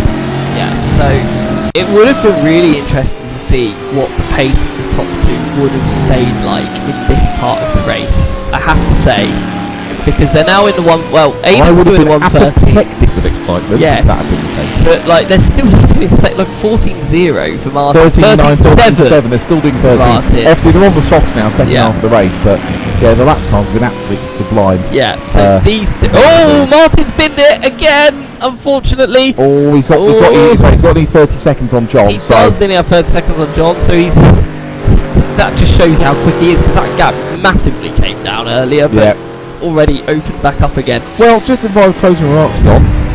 Not you, John. Sorry, you, Hairy John. Hairy John. You, Hairy John.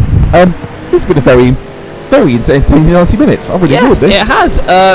Also, is that me or is that Stuart Pringle with Aaron Daly? I think that's Aaron. Yeah, that's Aaron and Colin. Okay, that. Or is that Aiden coming through? Has he already passed Aaron?